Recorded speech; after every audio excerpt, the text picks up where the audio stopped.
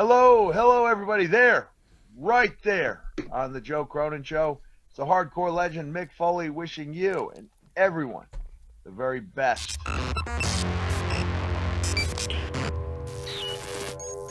This is the Epic Voice Guy, and I can honestly say Joe Cronin is God. It's true.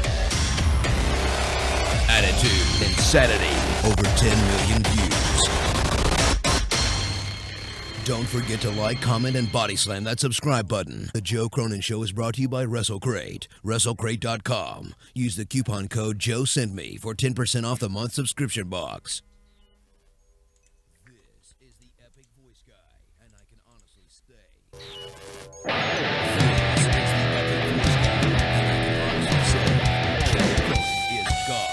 All right, we're a little bit late. Only a couple minutes late here, but that's okay. We'll be all right. I'm getting the feedback. There we go. I fixed it. What's up, everybody? What's up, wrestling fans? It's too late to be doing shows. No, it's not. It's nice and early. It's earlier than normal, and I am here with a guest that I am very excited about. Very controversial over the last year or so, and probably actually his whole career, but really, some people are just getting to know you. Some people have known you for years. Ladies and gentlemen, he is Kenny Bolin. Kenny, how you doing tonight? Holy mackerel, this is the start we're going to get off to. Yeah, you're going to give me all those accolades. You're not even going to call me by my full entire name. Oh, he's the Starmaker, Kenny there Bolin. You go. Can you there make you me? Go. Can you make me tonight? That's what I want to know. Well, we're going to find out before this show's over with, I guess. But no, I've been known as Kenny the King Bolin for just about my entire teenage life on. I was the king before Jerry Lawler was. And Jimmy Cornette stuck me with the name Starmaker when a role of just consistent call-up started coming out of Bolin Services. Yeah. And we had a little side bet as to whether or not Lance Cade and Mark Jindrak would get called up or not. And he said, no. He said, that ain't never going to happen. He says, those two are never going to see the light of day in the WWE. I said, well, I got news for you. I said, within 6 weeks, I will have them in the WWE. I want you to know that 3 weeks later, they got called up. And I went out and did an interview with Jimmy. He had no clue what I was going to say. I had no clue what he was going to do. But he saw the look on my face when I got in the ring. I saw the smirk on his because there was no Lance Cade or Jindrak to talk to. It was just me. And I said, well, I said, you were running that mouth of yours here a few weeks ago. I said, I'll tell everybody what goes on in the back. I don't mind letting you know. I said, Jimmy Cornette had a little side bet with me that Cade and Jindrak would never see the light of day in the WWE. Well, they're not here with me today. I said, you know why, Jimmy? You know why? I said, because they're in the WWE, right? I said, I told you that 3 weeks ago. I said, but you looked at me like I had a smoking turd hanging in my mouth, and right. Jimmy lost it.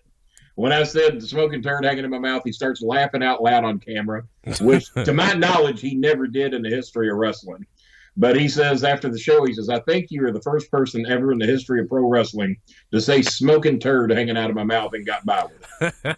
That's why you got him, because you never heard that. You freaked him out. Well, and that was the same night. He said, well, here he comes, ladies and gentlemen, the old Starmaker himself.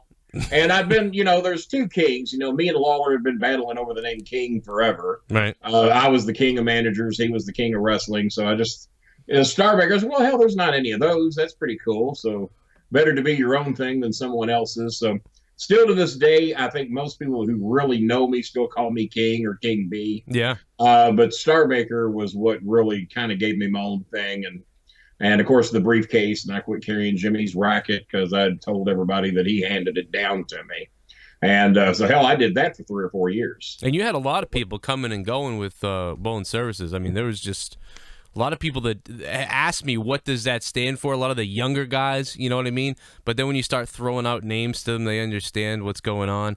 How many wrestlers ended up being Well, the grand total that got called up and at least got an opportunity in the WWE was 54. Now, I don't know that 54 actually got a full-blown contract. Right. But 54 did see WWE television at one point or another.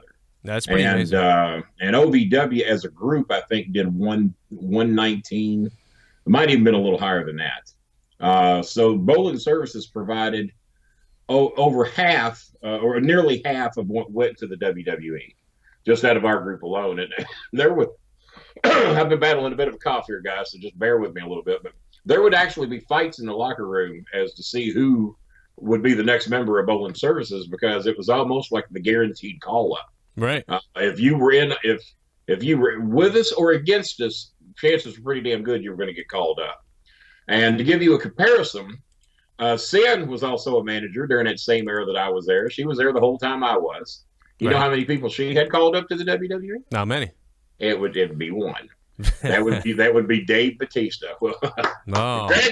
Congratulations. That's Anybody that could get that worthless asshole on the WWE television network ought to have a goddamn medal, and her one trumps my 54. I wanted Big Show versus Batista this WrestleMania, career versus career, double count out. What do you think about that? You'd be the only goddamn one that'd want to see that. That's all I can say. Batista versus Big Show, career versus career, charisma versus charisma. Oh yeah. Now me and the Big Show, we started out not too well down here. He didn't like me. Yeah. Because I was in charge of booking the guy's personal appearances and a few other things behind the scenes that people had no idea that I did. Yeah. Including apparently a lot of the wrestlers that got here. I think they just thought I was a Jim Cornette flunky and that I did whatever Jimmy told me to do, and that was it. They fast found out it wasn't exactly like that when they got here. And on top of that, they tried to tell me what they would do personal appearances for. And when you were at OVW, if you were doing an appearance for our sponsor, you did it for free. I did, Jimmy did, whoever the sponsor wanted, you appeared for free. And as a courtesy, you'd say thank you and move on to the next chore. Well, Big Show, when I called him to let him know where his personal appearances were going to be, he said, well, now what does that pay? I said, well, it's the Louisville Motor Speedway. They're a sponsor on your all's night. And funny you say this. The match at the Louisville Gardens was going to be Big Show versus Batista. The first time they ever fought Leviathan. It wasn't Batista, he was Leviathan then. Yeah. And that was going to be the moneymaker. That was the one that was going to fill the Louisville Gardens. And the Louisville Motor Speedway was working in conjunction with us and had us out, me and Big Show, to do autographs at the Louisville Motor Speedway. And we were going free. They were going to feed us and pass our pictures around and advertise that we were going to be at the Louisville Gardens to their crowd. Because I'm sure they had a lot of wrestling fans that go to these motor speedway events as well. And they were having bus crashes there at night, everything that any redneck wrestling fan would love. No. So he informs me, he says, well, Kenny, he says, I get $10,000 in appearance. I said, well, maybe up north you do, but down here in Louisville, Kentucky, I said, you'll get the same thing the rest of us get, and that's called bupkis. I said, we do these for our sponsors for free. I said, now, whatever you can negotiate on your own and get your own deal, that's one thing. I said, but when we're booked on these things, me, you, Mark Henry, whomever, we got to do these things for free. He says, well, Kenny, he says, you can go fuck yourself. Now, I don't know what your language is like on this show. Is that you could say fuck, shit, piss, it's all good. Well, good, because I'd be mighty uncomfortable if you couldn't. Yeah. Even though I did 30 years of television and never said it. Well, I did say it one time, but I got by with it. I just had a huge opportunity to scare the hell out of you right there. You did. I think, but I blew it. Well, you blew it. So, I started to tell a Lanny Poffo joke, but I'm just going to leave it alone. So he says, but I get my 10 grand, and he says, Bolin, you can go fuck yourself. I said, let me have you repeat what you just said, Show. I said, what did you say? He says, Bolin, you can go fuck yourself. I just wanted to make sure that I had clear in my head what you said. I said, okay. I said, I'll just let Jimmy know that you're not going to be doing the appearance. So he's trying to already back down as it is. Right. And I hang up on him. I called Jimmy. I said, Jimmy, Big Show says he's not going to do the appearance. He gets $10,000 in appearance. And, oh, by the way, I can go fuck myself. He said, what? I said, you heard me. I said, I verified it with him. He told me to go fuck myself. He said, he told somebody in the office to go fuck themselves. I said, I don't think he views me as office, Jimmy. I said, I don't show up in a suit and tie, and I don't boss people around. I said, I try to be nice and treat everybody like I'd want to be treated. And I said, I don't think he sees me as office. He said, well, he's going to. So he calls Jim Ross, tells Jim Ross what Big Show did. Right. And of course, Big Show also let us know that he was only going to be here 2 weeks.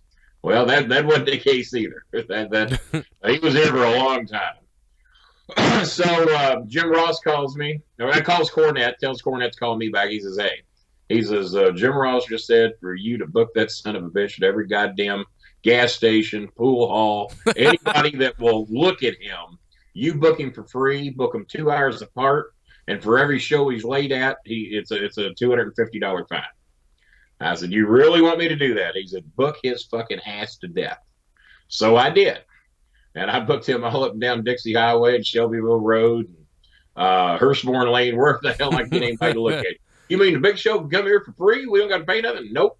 Sure don't. Just let him come there and promote Ohio Valley Wrestling. So that got back to him, and he had to do that. He never did apologize to me for what he said. And he just fucking hated back guts for just about the whole time he was here. And then we get told that he and I are going to Indianapolis together to promote OVW and get us into the fairs in Indiana. I said, I ain't riding with that big son of a bitch up there. I said, he hates my guts. I ain't going there with him. No, Kenny, he ain't going to do anything. He's going to be cool. So they talked me into it. I decided to go. So I get in his SUV. He had a big Cadillac Escalade or something. And we're gone from Louisville, and we're about halfway to Indianapolis. He hadn't said a word to me. He finally looks over. He says, well, he says, I guess you've heard I got to cover your big ass up here this weekend. I said, what do you mean cover me? I got to cover your hotel. I got to cover your food. He said, that's a big crock of shit. I said, well, I said, he's covering your food? Well, yeah. Big show. I said, well, that's what he was told to do. Right. I said, well, I didn't make that deal, show. I said, I don't know. You know, I'm just now finding this out. I didn't know that. And I said, but what about the hotel? I said, if you don't mind me using your cell phone, because I didn't have one at the time. I hate a goddamn cell phone, still do, but I finally had to cave in. And I said, if you don't mind me using your cell phone, let me see if I can do something. So I called the Marriott Hotel downtown Indianapolis and say, hey, I said, can I speak to the manager there? I think it's the manager on. I said, are you guys familiar with the WWE superstar, The Big Show? You know, of course, he's sitting there eating it up. He's, oh, yeah, we're very familiar with him. I said, well, I myself, I said, you know, I do your all's local television show up there, plus down in Louisville. And I got The Big Show with me, and I said, we're going to be promoting the Indianapolis Fair and then promoting going to some of the county fairs up there. I said, any chance I could talk you guys into getting us 3 days hotel for free? I said, I don't want to put The Big Show out. I said, he's kind enough to come down here and do these appearances for us and help us promote Indiana Fair. And I said, if there's anything that we can do for you in return, please let us know. Oh, my God, absolutely. He said, would you mind signing some autographs for us? I said, sure, if we can get 3 free days hotel. And plus they threw in their free dinners there at the hotel. Yeah, that's cool. He says, I said, if they're going to cover our dinners in the hotel, do you mind signing some autographs for them? Well, how many do they want? I said, does it matter? He said, no. I said, well, all right. So you'll do it? Yeah, whatever they want, man. So I said, yeah, the show's agreed to it. I said, so we get 3 free days. He said, man, y'all got 3 free days, 3 free meals a day. Come on, man, it'd be an honor to have you. So I hung up the phone, handed it back to him. I said, well, good. Now you don't have to cover my big fat ass. I said, our rooms are covered and my food's covered. God damn, man. You just fucking did that in like 4 minutes. I said, well, that's what I do everywhere I go. I said, I ain't paying for shit. I said, I can't believe you do. I didn't know we could do that. Holy shit. All right, Bolin, you're over with me. So that's what got us being friends. That's again. Hilarious. And then after that, me and Show were cool. I didn't have any more problems with him. He quit trying to beat me up in the ring. And he choke slammed me one night and had a brand new pair of shoes on. Yeah. We were doing a fundraiser for a fire department. He choke slammed me so hard that my shoes blew off and went into the crowd, and I only got one of the shoes back, so I got to wear those shoes one time, and so he got a hearty laugh out of that, knowing I only got to wear those once. I can't remember the year he was down in OVW, and was it 03? I really that sounds about right. We had not moved into the new building yet, right? So wait a minute. Well, 9/11 was what year? 01. Yeah, it was 2001. So it was right after that, I think. No, it was before that then. He was here before 9/11. Okay, so it was 2000 or maybe, yeah, it could have been 2001. That makes more sense. Drinking my pineapple. We talked about pineapple. It says Powerade, but it's actually, you familiar with the makers of Orange Crush? Well, they make a powdered drink, and I put it in a Powerade bottle. Oh, yeah, I've seen that. Oh, you got. I discovered this pineapple, man. This stuff's great. Pineapple is amazing. My wife's pregnant, and she made me actually go out and get a physical pineapple the other day. Really? Your wife's pregnant? Who do you suspect? The neighbor. Yeah. He's a whore. Slime little bitch. Little bitch. Now she's laughing at me because she walked by. Actually, she's sitting on the couch. Hey, Kenny, listen. I want to get into something with you. This is you. I'd seen with your wife with your wife in the room. Yeah, really? You're okay with that, right? The three-way well, with whatever. You know. Three-way with Kenny Bolin. You're good with this, right? Hey, Jim Cornette almost took her from me when I saw him at FanFest. Have you ever seen that? Oh, I have not. I'll have to see that. I tried to do my Bret Hart for him, and he was not impressed. And then I said, well, you know, what we can do there is Jim Cornette. You go get the tennis racket, you put it inside me, and I'll never leave your side. And he didn't find the humor in that. He didn't like it. No, he was okay. He was hilarious. But go Jimmy. I'll tell you something. Bill Apter, you did an interview with Bill Apter. There was all kinds of bizarre. Did several interviews with Bill Apter. As a matter of fact, we're supposed to start those back up in February. Okay, cool. And that's good to know because people wonder what the relationship is because I had people saying that people were mad at you. People were mad at Bill Apter. They were mad at Bill Apter. Yeah, they thought he's cussing him out. And he said he'd never had to eat a day in his life. Yeah, as long as he's been in the business, he does a few interviews with me. I mean, that's hard. Bill Apter gets heat for talking to me. I could not believe it. You're right. I've never seen him get heat. You brought heat to Apter. People were upset that I said bad things, or at least in their view, they said that I said bad things about Brock Lesnar. They were hot over the Montreal screw job, which I told 100% the God's honest truth how it happened between me and Jimmy. And everything that we did, and it can't be denied on Jimmy's part because he was relaying all the information to me. And then since then, other people have tried to take credit for it. I know everybody that knew any goddamn thing about that from the time it started. That was basically Triple H. Vince Russo was in the know. He and I had to talk about that. He interviewed me on his show recently, which is going to air. Excuse me. It's going to air in the next 4 to 6 weeks. Yeah. With me and Russo, and you'll hear some things there. Oh, on VinceRussoBrand.com? Yeah, my son and myself did 2 hours and 3 minutes. Wow. And so we could have done another hour. You're right. But we finally had to shut it down. We're going to do another show with him later. And he's also going to do the bowling alley with me in, excuse me, I think we're looking at probably March or April. Okay. We're going to have him on with us. No, that's good. It seems like everybody I talk to is just recording now with Vince Russo too. Like we always he does a lot of shows. We did the show a month ago, and he said it'd be 4 to 6 weeks, and we just always assume it's 4 to 6 weeks and it'll air eventually. Yeah. But he loved the interview. He was glad that we treated him good. He thought that my so-called friendship with Cornette would come into play. Yeah. No, I call it down the middle. If I hated everybody Cornette hated, I wouldn't have any friends. Right. So I can't do it that way. What I have discovered over time, though, is that when people meet us, people who love Jimmy Cornette immediately. Right. And for whatever reason, your picture went away. Can you still hear me? Oh, yeah, I can hear you. You're good. Believe it or not, Russo's thing just came up on me that he chats on. Oh, is he trying to call him? But I got rid of it. We can have a three-way with Russo. He called my show last week, actually, out of nowhere. Did he really? Yeah, he came on the show last week out of nowhere. You know, he's been on before too. Before that. Yeah, well, bless his heart. He might call in again tonight. But no, the people got mad that I told exactly how that happened. Right. They got mad when I talked about what a prick Brock Lesnar was and how he pie-faced me, and I didn't go down. Well, Well, he don't like people. Brock Lesnar doesn't like people. You watch the Stone Cold podcast. I mean, well, he had been to my house God knows how many times. I kissed his girlfriend on the cheek. I don't know how many times. He'd been hunting at my brother's house. He loved going hunting. Yeah. But he and I never had a crossword in our life. Right. And then all of a sudden, he just lost his mind at a show that we were at, and started cussing me out. Wanted to beat me up because he thought I was hitting on his wife. Or his girlfriend, and I said, "Hey, man," I said, "I'm so sweaty, I wouldn't touch her if it was my girlfriend." Yeah. I said, I gave her the Hollywood hug. I said, I never touched her. And then she said to him, "Brock, he never touched me." Says, "Calm down." He said, "You need to shut up, bitch." I said, "Oh, hell." And so that's when it turned ugly. Then I said something to him that he didn't like, and then he pie-faced me. My son went down and got Sylvester Turkey. Turkey come up out of the locker room because he just got done with his match, went straight to Brock. He says, hey, he says, if you want to fight somebody, he says, I think I'm more your size.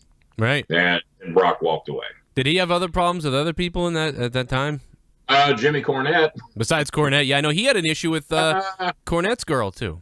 Yes. That turned very ugly. As a matter of fact, that led to him being fired from OVW. Yeah.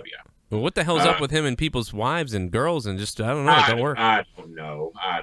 And who did he end up with? Sable? Yeah, exactly. He's got Sable. Yeah, we don't know where she is. He keeps her, I don't know, locked away. He's pretty well hidden away. Supposedly, he's cool with me now. That's what I hear. No, cool. They said every time he calls Danny Davis, he's supposed to tell me hello, which shocks the shit out of me. I just calm down. We're all in the same business. Ain't none of us really beat anybody up in about 25, 30 years that I know of. No, Brock might have now. Brock might have. Yeah. Brock MMA. But Jimmy and I were smart enough to know we're not going to physically beat this sumbitch up. So Yeah. Jimmy threatened to shoot him in the kneecaps with a gun. I remember that, the gun. Yeah, that's. Yeah, he said, I ain't going to fight you. He said, I'm going to shoot you in your goddamn kneecaps, and then what are you going to do? He said, where's your wrestling career going to be then? He said, so fuck with me, motherfucker. And then that was the end of it. Yeah. They sent him back to the WWE. He was supposedly, we thought they were going to suspend him and discipline him, and hell, basically he sat up there for 3 months, and then when he appeared on Raw, he won the world title. Yeah, it didn't matter. Yeah. Yeah, so yeah, they really taught him a lesson. Well, McMahon had an erection over him, and that supersedes everything else. McMahon loves them big bodybuilders for some reason, and always has. And the guys like Jerry Lawler and some of the guys that were big in the Dusty Rhodeses and those guys. Yeah. They had never got a damn even break in the WWE if that's where their careers would have started. Right. Dusty would have been laughed out of the business, which he damn near was. Yeah. When they put polka dots on him and had him delivering fucking pizzas. Yeah, you would. If you only watched that, which at the time I did because I'm from Boston, and so I didn't see a lot of the stuff he did anywhere else. Right. Until I was maybe 10 and was trading tapes with neighbors and stuff like that. Yeah, so in my opinion, it was a goof, kind of. It was a fun time goofball, Lawler got a little bit of respect, more than Dusty got. But I really thought Jerry should have been given a run for the title when he was up there many a times. And yeah. Even when he was, remember when he had that thing here recently, well, I say recently, 4 or 5 years ago with Booker T? Yeah. And him and Booker were having a good run at each other. Yeah. And if I ain't mistaken, the Miz had the world title for a little bit. The Miz I managed for a while. Yeah. Managed Cena for about 3 years. Managed Sean O'Hare for quite some time. Mark Henry. As a matter of fact, I don't know if you know this, but at one time I managed all the world champions that were in wrestling. Rob Conway was the NWA champion, which I managed him 3 different times. Bobby Lashley was champion of TNA. Yep. Mark Henry at one point was the ECW heavyweight champion. Yep. And John Cena, the I'm sorry, not WCW, but the WWE champion. And so at one point, all the belts that were up for grabs at that point, I had managed all of them. It's unbelievable. And name me any other manager in the history of wrestling that ever did that. I mean, that's a pretty good crowd to be associated with. Do all these people still reach out to you now and say, "Hey, Kenny, I remember you got me to where"? All of them, but Cena. But Cena, right? And then now that rolls us into that. Cena was cool with me really until the last show he did at Six Flags, and whether this pissed him off or not, I don't know. I was doing it kind of as a goof, and then I said, you know what? I got just as much right to this money as anyone else does. As you know, Cena's first DVD was called My Life. Right. And it was a 2 or 3 disc set. They come down here and they interviewed me and Danny Davis and talked to us about it. Vince McMahon was on the DVD saying, hey, we never saw it in Cena. We wanted to let him go, which is true. Right. They wanted to let Cena and Rico Constantino both go. They did not see it. Right. And so they interviewed me, they interviewed Danny Davis, and we thought for sure that we were going to get a piece of something of every one of those DVDs that sold. Right. Sure enough, me and Danny Davis never got dick. And I said, well, that's all right. I said, they can either pay me one way or they'll pay me another. So I made a series of DVDs. I made a 2-disc set, I say a series. I made a Decade of BS, which has got a fair amount of John Cena in it. Yeah. And that's a 6-hour DVD. And then I made a 4-hour DVD of me and John Cena called Our Life. And then I had so much other footage left over, I made a second DVD of 4 hours long called The Rest of Our Life. Right. And if I ever bothered to do it, I could make one more, probably about 3 to 4 hours long, and I'd call that one The End of Our Life. I haven't made that one yet, though. You have all the rights, and you have all the video films, so you can do whatever you want. I have the rights because I never signed a waiver with the WWE, Mm-hmm. and I never signed anything with them. I appeared in every single show OVW had, Yeah. either on a video clip, an audio clip, or the credits.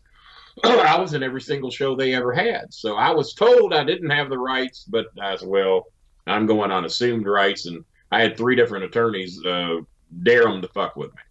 So I showed Cena the DVDs when he got there, and he laughed about it and got a big chuckle because the DVDs themselves hadn't been made yet, but the DVD covers had. Right. And so he laughed about it. But you know what? He never really spoke another word to me to speak of since. Yeah. The only thing he did is he was in Germany, and someone asked him about who taught him the most when he was at OVW. And he says, I know everybody here is going to be expecting me to say Jimmy Cornette or Danny Davis.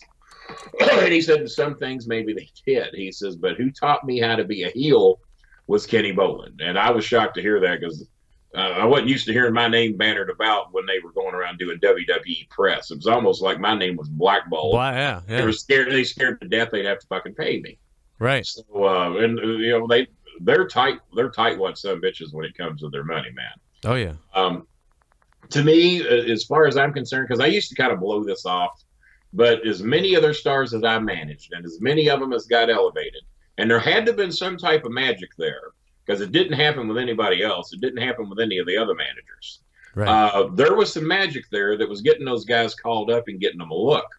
And when you look up there today, still most of that roster that's drawing any money was either people that I managed or people that I feuded with at OVW. The Randy Ortons. Randy, if he hadn't feuded with Cena and a lot of the guys that I had, you might not have known of Randy Orton because he wanted to quit. He didn't even like being in wrestling.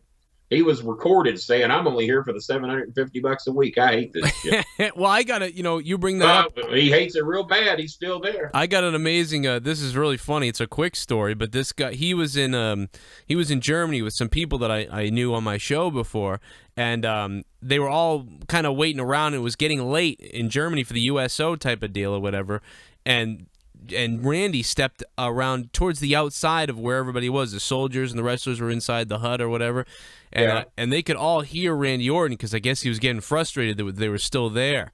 Yeah, and yeah. Randy gets irritated on the Can we just get the fuck out of here? That's Randy. That's Randy. I can hear him doing it in a heartbeat. So I thought, I know exactly right. So I picture him, Randy Orton, as just grumpy towards all, and he did for whatever reason. I don't know why. I don't know if it's because he's raised in the business, but so was my son. Yeah, my son was never like that. No, much more humble. He was with me for 4 years on OVW TV, and he just got frustrated as to how fucking stupid all the guys are.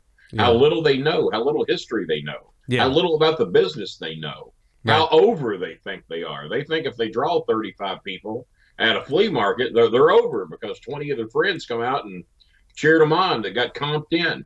Right. They think that's over. They don't realize that over is when someone that you've never met or has never seen you in person before buys a ticket to see you win or to see you lose. And you're the specific reason that they're there. There's not many of those people left anymore. There's a few in the WWE, and there might be a few on the independent scene. Yeah. Not as many as they think there are. You think more than ever with the WWE, more than ever, I feel like people are there because it's the WWE. Where years ago, at when the Attitude Era stuff was going on, people were paying to see certain. Like, I want to see The Rock, I want to see Stone Cold, all that stuff. That's funny. Funny you say that, and I'm going to go ahead and drop his name. I was having a comment with my old buddy Dutch Mantell just a couple of days ago, and that's what we were talking about: is the lack of people that are truly over anymore, especially in the WWE. And of course, they all think they're over, but there's just a handful up there that legit are. Yeah. And you can tell by the crowd responses who's really over and who's, well, we're cheering because we're supposed to. Yeah. You know the feeling. And Bray Wyatt up there is one of those that, especially when he got there, right, they were over, especially him, and he elevated the other two.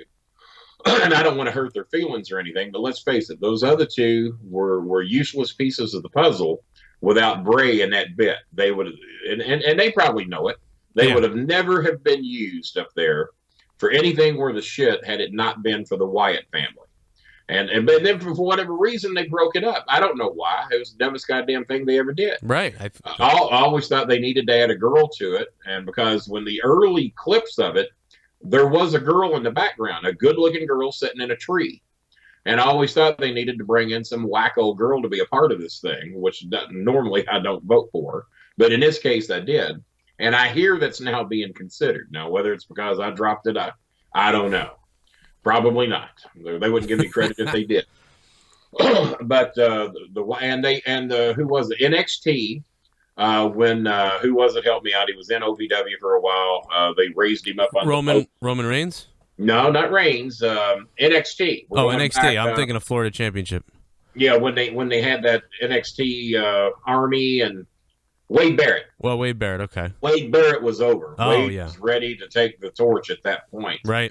And now he might have got hurt or whatever, but it still could have been handed to him. And what did we call these other guys here? Roman Reigns, and there was three of them. The Shield. The Shield. The Shield somehow got over. Yeah. Those three, and I love Jack Double Barrel Cannon. That's what I named him because I never could think of his real name. And he's injured now. What's his name up there? He's the one that's hurt, the blonde streak in his hair. Help me out. I'm old. I can't think of nobody's names. Oh, yeah. I can't even think of it now either. I know who you're talking about. And that's goddamn sad right there. It is sad. I'm drawing a blank. Someone's going to, in the chat, someone's going to scream at us. Somebody will say his name. He was in the Shield, had the blonde streak in his hair. How many fucking could there be? Seth Rollins. Now you know why I named him Jack Double Barrel Cannon. Yeah. Because you and I, who are big wrestling fans from childhood, couldn't think of this son of a bitch's name. Right. But you'd remember Jack Double Barrel Cannon, wouldn't you? Yeah. Oh, yeah, absolutely. Well, I came up with that because when he was in ROH, I never could. Now, what was his name in ROH? It wasn't Seth Rollins. What did they call him? Oh, it was Jack something or other. We couldn't think of his regular name. Now we're going to go back to his old name. Now we can't think of that. Somebody in the chat room, help us out. What was his name? I know his name is Colby, but I don't remember what they called him then. That wasn't it. There's an ROH mark in that chat room somewhere. Somebody help us out. Yeah, it was. But I never could think. Tyler. It was Tyler Black, is what it was. Tyler Black. There you go. I didn't need the chat. When I hear these names, I know them. I just can't think of them. Yeah. But generic name number 6. But Jimmy loved him. Jimmy said this guy is going to be a star. So every time Jimmy and I would talk, I said, "Well, how's my boy Jack Double Barrel Cannon doing?" And he was Jack. I said, "Well, I just like that name. I think that's what his name ought to be, Jack Double Barrel Cannon." You know what, Bolin? Goddamn, I fucking like that. He said, "I think that's going to work."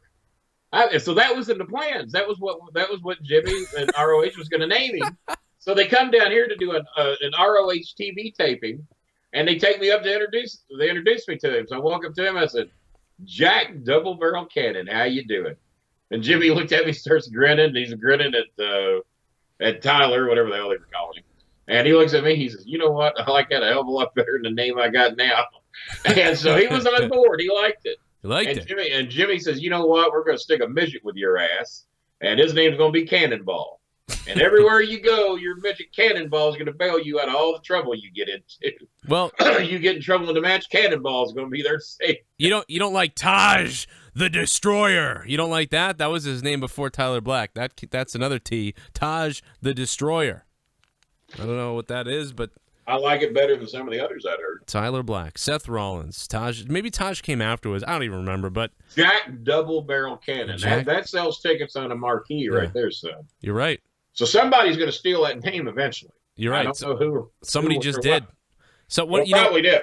One of the younger guys that's watching this show, who eventually is going to grow up and be in the independent scene, Jack Double Barrel Cannon. I'll damn near come out of retirement and manage that just out of honor. Yeah, you better. They took the name that we tried to stick on Seth Rollins. But if he blows up someday and goes crazy, you better come back to Kenny here and give him a good portion of that money. Now, you and I have been talking nearly 40 minutes here. I came onto your show for a couple of reasons. One, I don't do very many video shows. I've done Russo's and a couple others. Yeah. The other reason is that you have live callers. You got chatters. I've been on 40 minutes. We ain't took a live call yet. We got any callers? We got anybody calling in? Let's do it. You guys are in the chat. We've had a couple already. I'm sure Devious Dave Rose wants to call up. He's probably itching to call. Well, the phone lines are now open. Oh, even the goddamn... Look, let me beat Jimmy Cornette for a minute. Sure. What? Even the goddamn Marks have nicknames? Oh, What the yeah. fuck? Oh, I got my... What the fuck? Dude, I have people that spawn their own shows to talk about my show when I'm talking about the wrestling. It's unbelievable. I've seen it. I'm on Facebook. I don't do a lot of Twitter. I don't think I got 2,500 fans on there that I know of. But on Facebook, I have recycled, I guarantee you, 100,000 fans since I've been on there. Because I'll take 5,000, see who's going to buy something. And once I figure out who's not, get rid of them. Right. Or take in another new 300, 400, 500, whatever it is. And I have recycled fans on there since the day I've been. And what pisses me off, because I know I would have probably 250,000 followers on there. Yeah. But no, it's not millions. But nobody's got millions. There's not a million fucking people following them. It's hard. And I proved that with Cornette. Let me tell you what I did. Yeah. On Twitter, Jimmy supposedly has 95,000 followers. I have a measly 2,500 and something followers. I said, let me prove to you that you don't have that many. Here's what I'm going to do. For every one of your followers that will send me. Hold on a minute. I'm telling a story. Hold on a second, caller. Oh, okay. I appreciate you taking my call, though. All right, man. Well, hang on a second. Well, we ain't took it yet. So calm down. So I said, every one of your followers, there are 95,000 of them, if they will send me $2, that's all they got to do, send me $2, and I need it for 90,000 of them. That exempts 5,000 of your followers. If they will send me $2 to my PayPal account, Kenny Bolin at MSN.com, everybody that sends me $2, I'm going to send them $10 back. Wow. So how's that? So I want you to know that I don't think 5 people sent me the $2. Exactly. So Jimmy had about 5 followers. That's what he's got. Yep. 5 people that were actually following him didn't send me my money. I did a scientific experiment and proved him to be a fraud. Right. Now, if you think 95,000 followers is a crock of shit, when you see these 15 million followers, they're bullshit. They click it and you never fucking see them again. That's the problem. Dead subs. At least my people stay. And I even prove how many I've got. Whenever I'm close to death in the hospital, which has been twice, whenever there's something cool going on in my life or whatever, the book's coming out of my 5,000, if I get 2,000 of them to respond, I'm fucking lucky. Right. And the other 3,000 are just taking up fucking space, and I need to get rid of them and get 3,000 more. No, I got 30. But that's what it is. It's all bullshit. And people believe they really got that many followers are dumber than a goddamn person that posted it. The only thing it helps you do is get advertisers who will just ask how many Oh, followers. exactly. You're right. You're right there. But you're right. The value's down because their product only has the chance to reach 40 people and not 98,000. Now, 347, you've been waiting here. I hope you can wait all night long because Devious Dave couldn't wait. For a while. All right, 347. What do you got for Kenny here? All right. I just wanted to mention the Seth Rollins thing. I think that is one hell of a name for Seth Rollins. You like the name, see? You like the name Seth Rollins, or you like Jack Double Barrel Cannon? Well, yeah, Jack Double Barrel Cannon. Okay, you scared me for a minute. I thought you liked Seth Cool. Rollins better. You scared me for a minute. Jack Double Barrel Cannon. All right, well, there's one. There you Now, I've never really watched Ring of Honor, but I know that's where like Kevin Owens started and like Seth Rollins and all those guys. There's another one I'm having trouble understanding his so-called level of overness. To me, and I hate to hurt his feelings, Right. to me, he just looks like a big fat indie worker. Now, I hear he used to be in shape. My son follows these guys. Yeah. And he used to be in shape, looked real good, and then he gets to the WWE and he's wearing this shit outfit that looks like any indie guy would be wearing.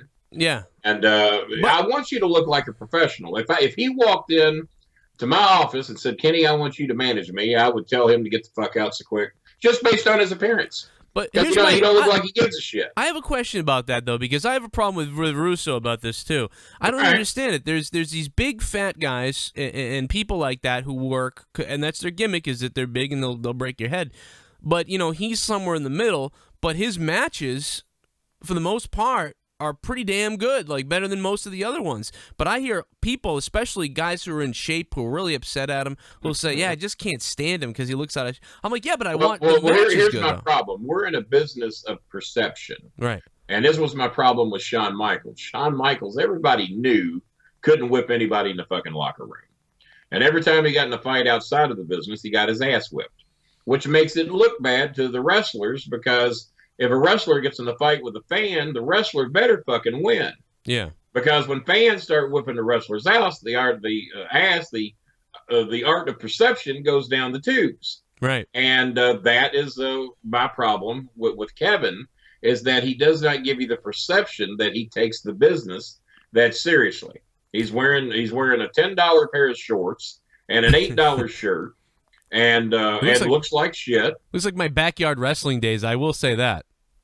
Well, and that's fine. That's another. It's called backyard wrestling for a reason. Yeah. You don't have to look like Hawk and Animal. If you look like Hawk and Animal, you wouldn't be in the backyard. If you look like Dick the Bruiser and the Crusher, you wouldn't. Yeah, and that's a whole different look. They weren't bodybuilders by any stretch of the imagination. Yeah. Look at Jerry Lawler. Yeah. Lawler took great pride in his appearance. He always had good ring attire. And Jerry Jarrett used to make you wear a jacket to the ring.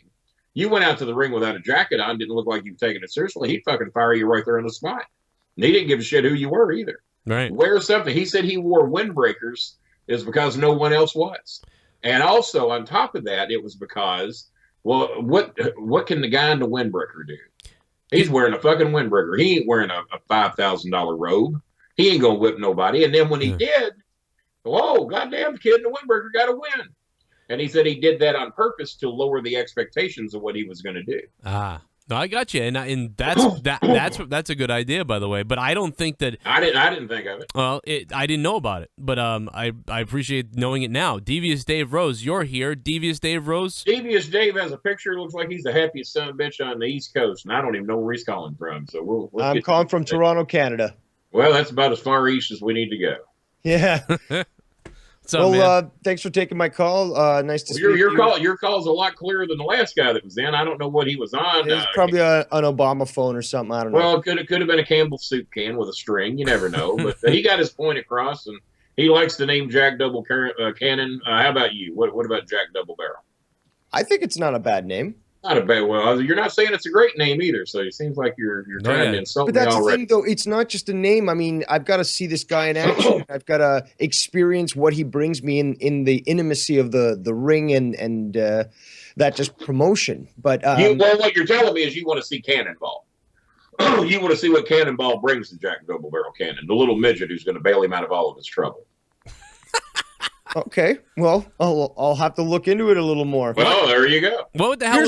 Here's what's on my mind. I've got two questions. It's gonna happen. Okay. Here's the thing, though. I've got two questions, but this is what's really on my mind. That's just digging at me that I gotta ask you. And I'm going off what Wikipedia says here. Okay, so forgive me if this stuff is not correct. Got to be true if it's on Wikipedia. Yeah, exactly. It's on the internet. It's got to be true. To this day, I still have no idea who made that account. Someone just told me that I was on Wikipedia. Jim Cornette. It wasn't Jimmy because there's shit on there he don't even know. Well, so whoever made it knew shit that no one else knew. It's a community thing, so people can add to it on their own. It can get out of hand sometimes. There's only one thing they blew. They knew my real birth date. But they did not know my real birth city, and they did not know my real name. They thought they did, but they didn't. Well, you can thumb your nose at them for that. We can go edit that. We can all go edit that later. But here's the thing. It says it's fine now. It's up to date now. Oh, okay.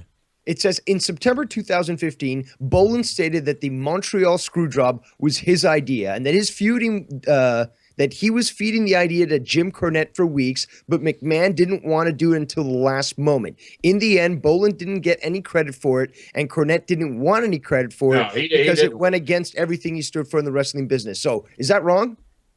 That's reasonably accurate. I'm not going to say what Jimmy didn't want any reasons for the credit just because he didn't want to get his ass whipped. He knew eventually he would run into Bret Hart somewhere. He'd run into Shawn Michaels somewhere. Triple H, people that actually knew the gig was up. But no, we were trying to. Here's why we were trying to figure out why I got involved. And I got involved because Jimmy and I had been putting together the plan of having the developmental territory here in Louisville. Jimmy wanted out of Connecticut so goddamn bad he couldn't see straight. Jim Ross went over the ideas with him of making OVW the developmental system for the WWE. But there were going to be, it wasn't only going to be us, it was going to be Memphis, it was going to be Cincinnati, I think possibly St. Louis area with I think Shawn Michaels' school eventually got involved with. There's going to be like 5 or 6 schools. Yeah. Well, eventually they all went away except for OVW on the short end of it. But we knew that if Bret Hart won that title and took that belt to TNA and threw that in the garbage, just like Medusa did with hers, the WWE was going to look like shit. We were going to look like jokes. WCW was going to look like the far bigger of the two companies. Oh, those WWE belts ain't worth shit. They throw them in the garbage. And we were wanting the WWE come out looking as good as possible. So we had a vested interest in it. And we wanted to make sure that Bret Hart didn't pull that shit. Well, he gave his word to Vince he wasn't going to do that, but he also wasn't going to lose in Canada. Oh, he's so over that he now cannot lose an entire continent. Shawn Michaels was bad enough he didn't want to lose in San Antonio. Right. But Bret Hart don't want to lose in Canada. And I said, well, why is not anybody listening to any common sense? He's fucking leaving. He's not loyal. He's taking more money to go down to Atlanta. They're not going to give a shit about him. He's not going to have his music. He's not going to be as over there. And Steve Austin found that out the hard way. Did you see how over he was when they changed his music? Oh, yeah. That was a bizarre. That's a whole nother thing. That's a whole rant. Exactly. And he's living proof that music will make you or break you. So I knew when he didn't have that music anymore that he was probably going to be fucked. And sure enough, when he went there, what impact did he ever have on WCW? Right. And if you want to compare it to anything like he had in the WWE, I'd have to call you a liar because it just didn't happen. It was awkward watching Bret Hart in WCW. Oh, it was. And I agree with you because I used to watch all the shows back then. That was when total waste of great talent. Well, I don't know how great I'll give you on the talent was. Basically, he got great when they told him to act himself. Yeah. When he started being the miserable, depressed, aggravated, full of himself. But we're talking about a business. Come on, let's be honest here. We're talking about a business where a lot of people are really full of themselves. Well, you know what? Let me give you an example. I'm full of myself, but I know where it ends and where it stops. Someone sent me a list of all the WWE stars that I'd beat, and that I'd beat Jerry Lawler. I beat John Cena. I beat Mark Henry. I beat The Big Show. I beat Rob Conway. I think like 3 or 4 world champions. And then people laugh at that. Bolin beat him. Well, I got news for you. My matches were just as real as theirs were.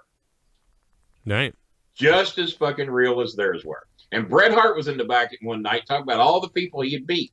Now, this is in the locker room where everybody's in a phony fucking business, and he's talking about all the people he's beat. And then, now this is whether, I don't know where Jim Cornette's telling the truth or not, because one time he said, yeah, shut the fuck up, Bret. You ain't beat nobody for real in 16 years. Shut the fuck up. And then I confronted Jimmy on this another time. I don't know if I said that or if that's what I wanted to say. So I got a feeling it was what he wanted to say. He probably didn't actually come out and say it. But Bret Hart was in the back bragging about all the people he beat. And those of us that have been in the business and have been to an elevated level, and I've worked a lot of fucking WWE shows and been in their locker room and seen their environment, and of course they come down and see ours. If you dare sit in that locker room and carry on like you're really fucking over, like you're really a big deal, and like you've really fucking beat anybody, somebody would beat the shit out of you. And show you're full of shit. We're all working together here. Is that you won because I let you? You won because the promoter told me to. You didn't beat me. We worked together. That's why it's called working. This is my fascination with the whole thing, and it's because it's become legend now. The whole screw job. Was it real? Wasn't it real? I mean, first of all, we hear about Bret Hart supposedly punching McMahon, and he did. Go ahead. But no, but I was just saying. Okay, so if it was all as you're saying, are we going to consider that although Bret Hart, you say, is salty and so forth. Are we going to consider him the best ever at kayfabe? Because to this day, he's never admitted it was a work. He never admitted it. It's always real. Here's somehow what you're missing out of this. Okay. That match, he was the only one that got worked. Everybody else knew. The referee knew. Right. Hebner acted like he didn't know for years. He finally come clean years later. Hebner knew. Michaels knew. Vince McMahon knew. Jimmy Cornette knew. Russo, depending on what you want to believe, he says that he knew. There's others that say he don't. I trust Russo at his word. He hasn't lied to me. He's never done anything dirty to me. So I trust him at his word. I do know he was in the loop. That I know for a fact. Jimmy Cornette said, well, Bolin had a lot more to do with it than Russo did, but Jimmy hates Russo and is never going to give Russo the benefit of the doubt in a billion years. So, no, he's not the king of kayfabe. He's pissed because he went into that match thinking he was going to win, knowing he was going to win. Nobody had ever fucked anybody in the WWE that I know of. I can't remember it. Well, I do. We'll talk about that another time. What do you think about Bret Hart? It involved a honky tonk man, but we'll talk about that another time. That sounds fascinating. So the match, he thinks he's going to win in Canada, and he thinks he's going to take that WWE title to TNA with him, or not TNA, WCW as it was called then, and it all got shot to shit. He went to WCW as a loser. That he didn't want. Right. The best he could have hoped for was to come out of there with a draw. You don't want to go show up on your front. Well, he just got beaten the fucking WWE. Michaels beat his ass. He ain't nothing. Fuck him. Michaels is better than him because that's the perception of most fans. So that was what he was so pissed about. Right. So when he went to the back, he had Vince's word that he was going to win, but that was to set him up so they could get the loss. And I was the one who said, put that motherfucker in the sharpshooter. Because if he agrees, if he thinks he's going to work his way out of it and then put Sean in the sharpshooter, what you do is the minute that fucker's locked on, ring that bell, and it's the referee's word against his that he didn't hear him say, I quit. Well, Jimmy even told me, he said, there's no way in a million years that Brett's stupid enough to let us do that. I said, I think he is. I said, if you tell him that he's going to get to reverse that move and he's going to get to make Michaels tap out, he will do it. Right. I said, it not having anything to do with being stupid. It's called ego. He will do it. Jimmy didn't think he would. Jimmy goes to Vince. Vince says, no, I don't think we have to do that. I think he's going to play ball with us. Jimmy says, I got news for you. He ain't going to play ball with us. You're going to be embarrassed tomorrow night on Nitro, and we're going to look like fucking fools. And they said, I got a call 20 minutes before the match started that said, Kenny, get ready to look for your move. I said, really? He said, really. And that was 20 minutes before the match started. And that was when Vince finally caved in and said, you know what? We better protect our interest. And that's exactly how it happened. They can call me a liar. They can get mad. That's exactly the conversation that Jimmy and I had up until 20 minutes before that match started. None of us knew that shit was going to happen till 20. And Vince even admitted on the show that I was on that he didn't know until it fucking actually happened. He knew it had been talked about, but he didn't know that the plan was in execution. The only ones that did, from what I was told, were Jimmy, Vince McMahon, Hebner. Of course, the agents had to know because they had to get Sean the fuck out of there. The greatest acting job that went to anybody that night, did you see how pissed Shawn Michaels acted when the bell rang? Yeah, yeah.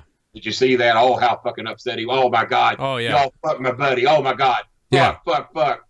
Yeah, give him a Big goddamn award because he knew the whole time, which he finally admitted years later. What do you think about the Bret Hart?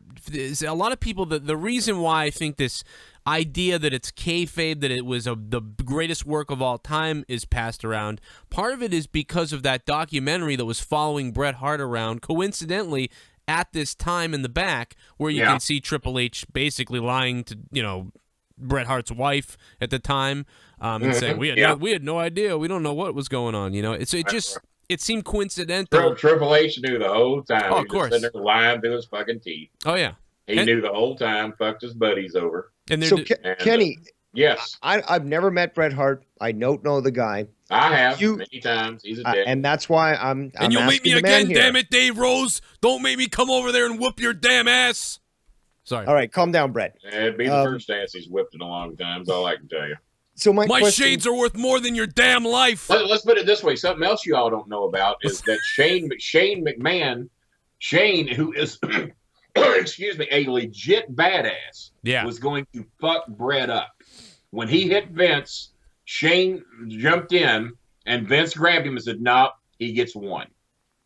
Right. We owed him that one. He gets one." Right. And then Shane let him know, you put another fucking hand on him, you're fucked. He could not. Brett couldn't whip Shane on his best day. Shane's a badass. You don't fuck with Shane. My son's a badass. He said he would think twice about fucking with Shane. That's awesome. Shane's a legit fucking badass.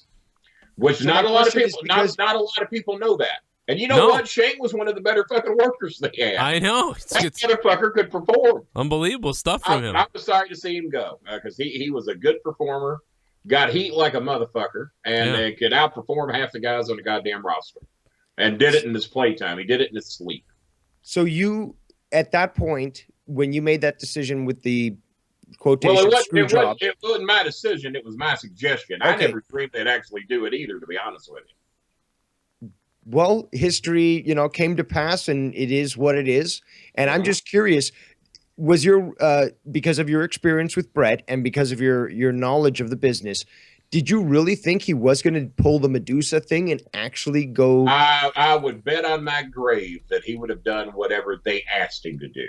I don't think he would have went there with it being his intent to do it. But I think if they said, okay, if you want to get over in this company, you want to be the big dog around here, you want to get over with Nash and Hall and Hogan or whoever all was there by then. And I think they were all three already there, right? Yeah, they were already there. And I gotta honestly, I think that I have a bizarre feeling, and I don't know shit. And you couldn't risk if he was going to do it or not. To be honest, that was the whole thing. You couldn't risk it because Medusa, who thought she would do it? Right. Who the fuck did she have a grudge with?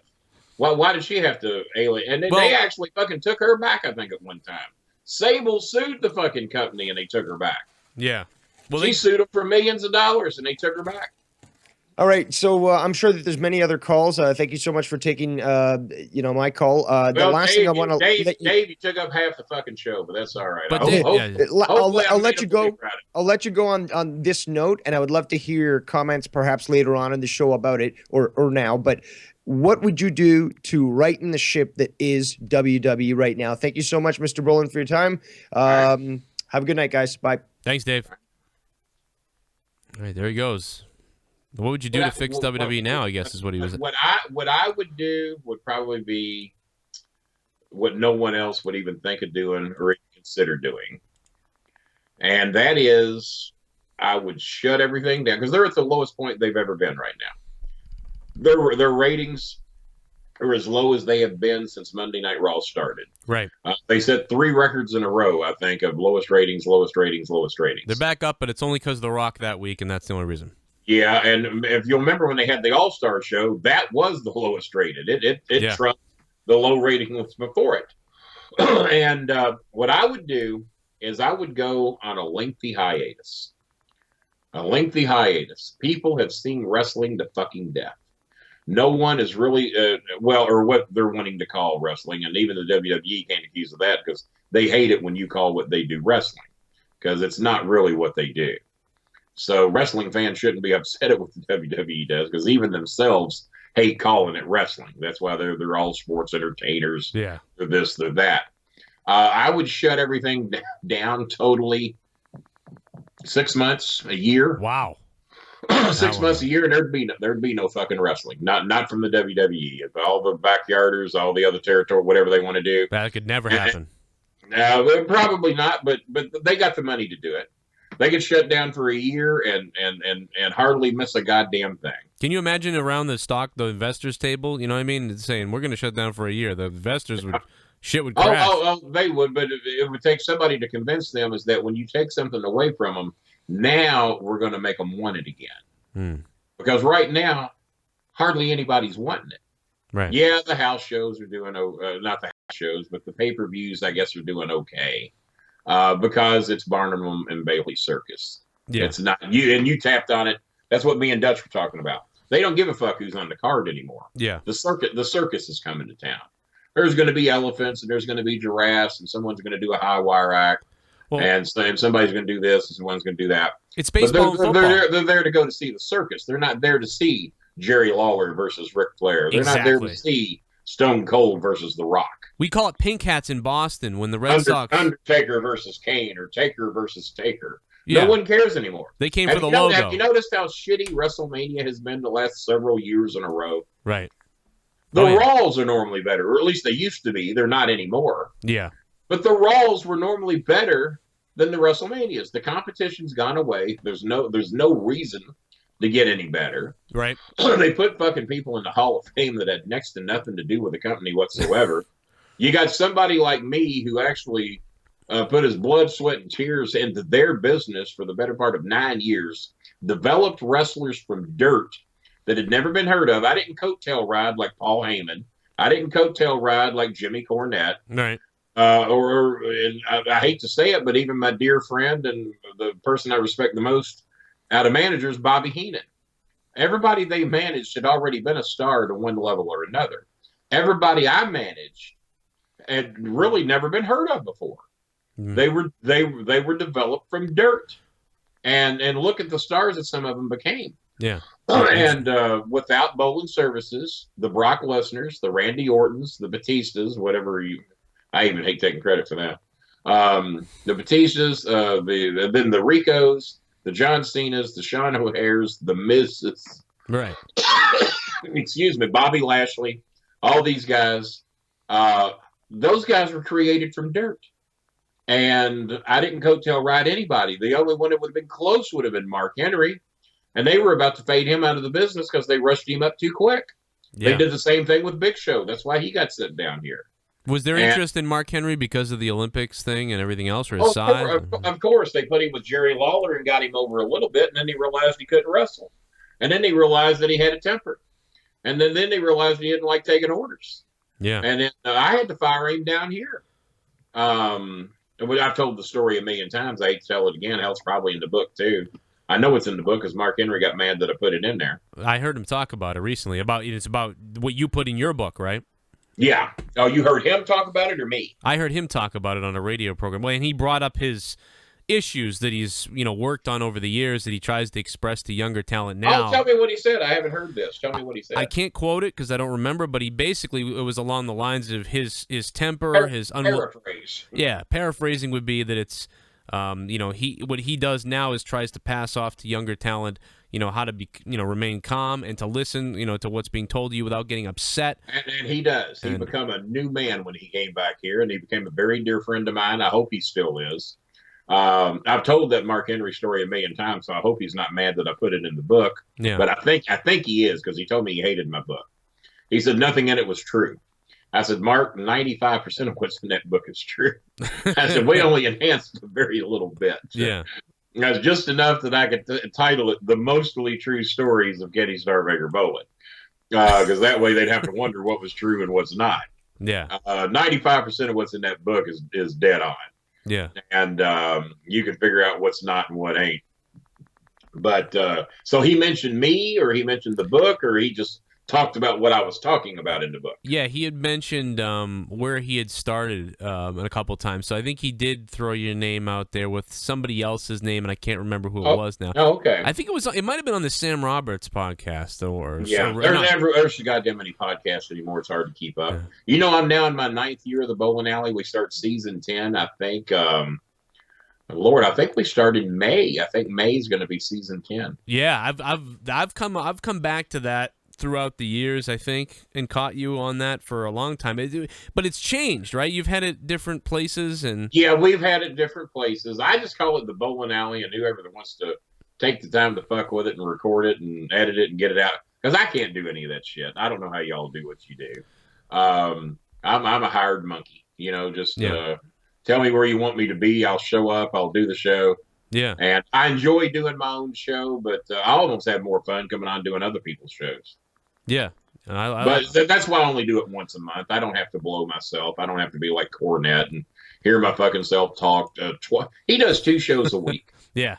The bitch about politics, religion, whether his trees are growing or not, how much money he's lost in the stock market, and his opinions on the presidency. Okay, you can talk about that one time and somebody might give a shit, but to do it every fucking week, and his fans bet, because there is no chemistry on podcasts like me and Cornette. I don't care who you are. I don't care what team you are. I will put me and Cornette up against anybody for entertainment value. Yeah. Because we have known each other for 40 years. You can binge watch you guys. We truly have dislikes very strongly about each other in certain things, but yet still consider ourselves to be friends. Right. Unlike not him and Russo or him and Bischoff or him and various others. And but entertainment-wise, me and Jimmy, once a week, or maybe even just once a month, would be a fantastic show that people die to hear. I am 6 of the 7 highest-rated shows that Jim Cornette's ever done, and that includes all of his shows with Jericho, Stone Cold Steve Austin. Austin's the only one to beat me, by the way, which that's okay. I can handle that. Yeah. I beat Jim Ross. I beat Lance Storm. All the so-called big stars that have been on that show, my shows blow them away. And I'm only on it. You never even know what I'm going to be on. I don't even get advertised. Yeah, you just show up. You just show up. I just show up. Every now and then they advertise me, but it's very rare. And it's just those are real fun for me to do. And it looks like we got a caller trying to pop in. I'm throwing a caller on for you. Here we go. 631. What's going on? Hey, how are you guys? This isn't really a question. I just wanted to call in to say that I really appreciate Kenny coming on and giving us all this awesome stuff, because usually when people come on for interviews, they're not like completely candid and stuff. So it's really nice to have someone like no bullshit talk about this stuff. Oh, yeah, that's why I was excited. I try to make sure that you all know that, because I got nothing to hide. I'm not trying to get a job with anybody. I'm not scared of anybody. I'm awful easy to find. And this is how I've always done my own show, and I think that's why I've been around getting ready to start our 10th season, is that I, from day one, have never ducked anybody. And if I think someone else out there is talking bullshit, I call them on it. Yeah. We pissed off John Cena's dad real bad when I called him a money-grubbing leech. He quit doing his podcast. This is back in the Who's Slamming Who days. That's where the bowling alley was developed from. Yeah. We pissed off Randy Savage because I had a guy on as the Macho Man once, and he got out about it. Oh, man. I said, I didn't say he was Randy Savage. I said, I called him the Macho Man. What's wrong with the little Macho Man? Come on. I know. The way my voice is right now, I better not even try to do my Macho Man. I try to do it. I try to do a lot, but I don't know. But hey, I tried to get Cena's dad to be my manager. I don't know if everybody remembers that. I like Cena's dad. I thought he thought that we were playing around with each other, but apparently he took everything I said seriously and got hot about it. So. Got the hell out of there. So you made him like quit, basically. He got freaked out. Well, as a matter of fact, we had a contest. Holy shit. So we had on Who's Slamming Who, I had Cornette as my guest on the bowling alley, and John Cena's dad had John Cena on as his guest, and we outrated him. That's unbelievable. Me and Cornette outrated John Cena and John Cena's dad. Yeah. So I used to run into him. That probably didn't make him too happy either. I was at Chaotic Wrestling at Killer Kowalski School for a while, and Lanny Popo hated us too, by the way, because Lanny? Lanny said I got him all the heat with Macho Man by us fucking around with him. So Macho just didn't like. Did you ever run into Macho before? I mean, like obviously you must have. Well, this is a story not a lot of people know that'll probably be in my next book if it's not in this one, because I can't remember if we put it in or not. But Macho Man personally wrote me when I was a teenager in LaGrange, Kentucky, trying to recruit me to come to, I think they were called IWA or ICW. ICW back then, Intercontinental Championship Wrestling, I think it was called. And the reason being is they knew that I was very good friends with the Jarretts, very good friends with Jerry Lawler, very good friend. Well, Cornette was just a photographer then. And they were trying to recruit me to come to their wrestling school and to groom me for their television show. I showed the letter to Miss Jarrett. Miss Jarrett looked at me. She says, Kenny, you've been a very dear friend, and we consider you family. If you go there to work for these people, that will be no longer. And I said, well, so I took that as we would rather you work for us than work for them. Right. So that's what I did. Hey, we got a picture of a Matt. Matt, how you doing? What's up, Matt? Hey, what's up? Damn, fucking Matt calling in. That's cool. That's how he finds his way to your houses. He looks at the map and he comes and he murders people. Lincoln, Nebraska. How are you? Good. Hey, Joe Cronin, you should get Donald Trump on your show. You'd have the ratings through the roof. It'd be so entertaining. Jesus. And he would make America great again. And Donald Trump for president. Bullshit. I could out-debate Donald Trump. You know kidding why? me? Because I debate and argue with facts and figures. Donald Trump blows shit out his ass. Bunch of hoopla. All right, I'm gonna. He got the whole country over. You know, he's not. Trump. How are you going to do that, Mr. Trump? How are you going to make it? How are you going to build that wall? Oh, well, we're going to use good management, and we're going to charge Mexico for it. And they'll pay for set it. up the bill. That don't mean they're going to fucking pay for it. They'll pay for it. They'll pay for it. They can build a fucking wall around Louisville if they want. Oh, we're going to make Kenny Bolin pay for it. Well, send me the bill. That don't mean I'm going to pay it. Yeah. Good Mexicans ain't going to pay to build a fucking wall that they don't want to cross to begin with. They'd rather burrow under it. I think Kenny Bolin would destroy Donald Trump. As much as you may love him, he would be murdered because Donald Trump is a bullshit artist, and I mastered bullshit artist. But BS is my goddamn logo, for crying out loud. You think Donald Trump can out debate me? He is full of shit as a Christmas turkey. I actually like Donald Trump. I got no problems with Donald. I think he's great too, but he's full of shit. Right. He doesn't back anything up with any facts. No. Hell, Bernie Sanders at least throw a fact or two at you. I think he's honest, though. Hillary Clinton at least had a goddamn husband that knew what the fuck he was doing. Country was in pretty good shape for the 8 years he was around. And Kenny Bolin's hair is real. And my hair is real, thank God. God damn it. How dare you, Keith, you son of a bitch. You call my show and say we should have Donald Trump on? You fucking cocksucker. Ain't even got the nerve to put your face on camera. Have two goddamn maps in the background. Make me guess where you're from. Hey, I'm from Florida. Let me tell you something, Keith. You're from Florida. Let me tell you something, Keith Rabarber. I'll tell you one thing. I hope it ain't St. Petersburg, because that's where I was from. I hope not, based on what he's done. But, Keith, you see that friggin' map right now? You're real close to the ocean. Just use that map to get yourself in the Atlantic and just drown yourself. All right.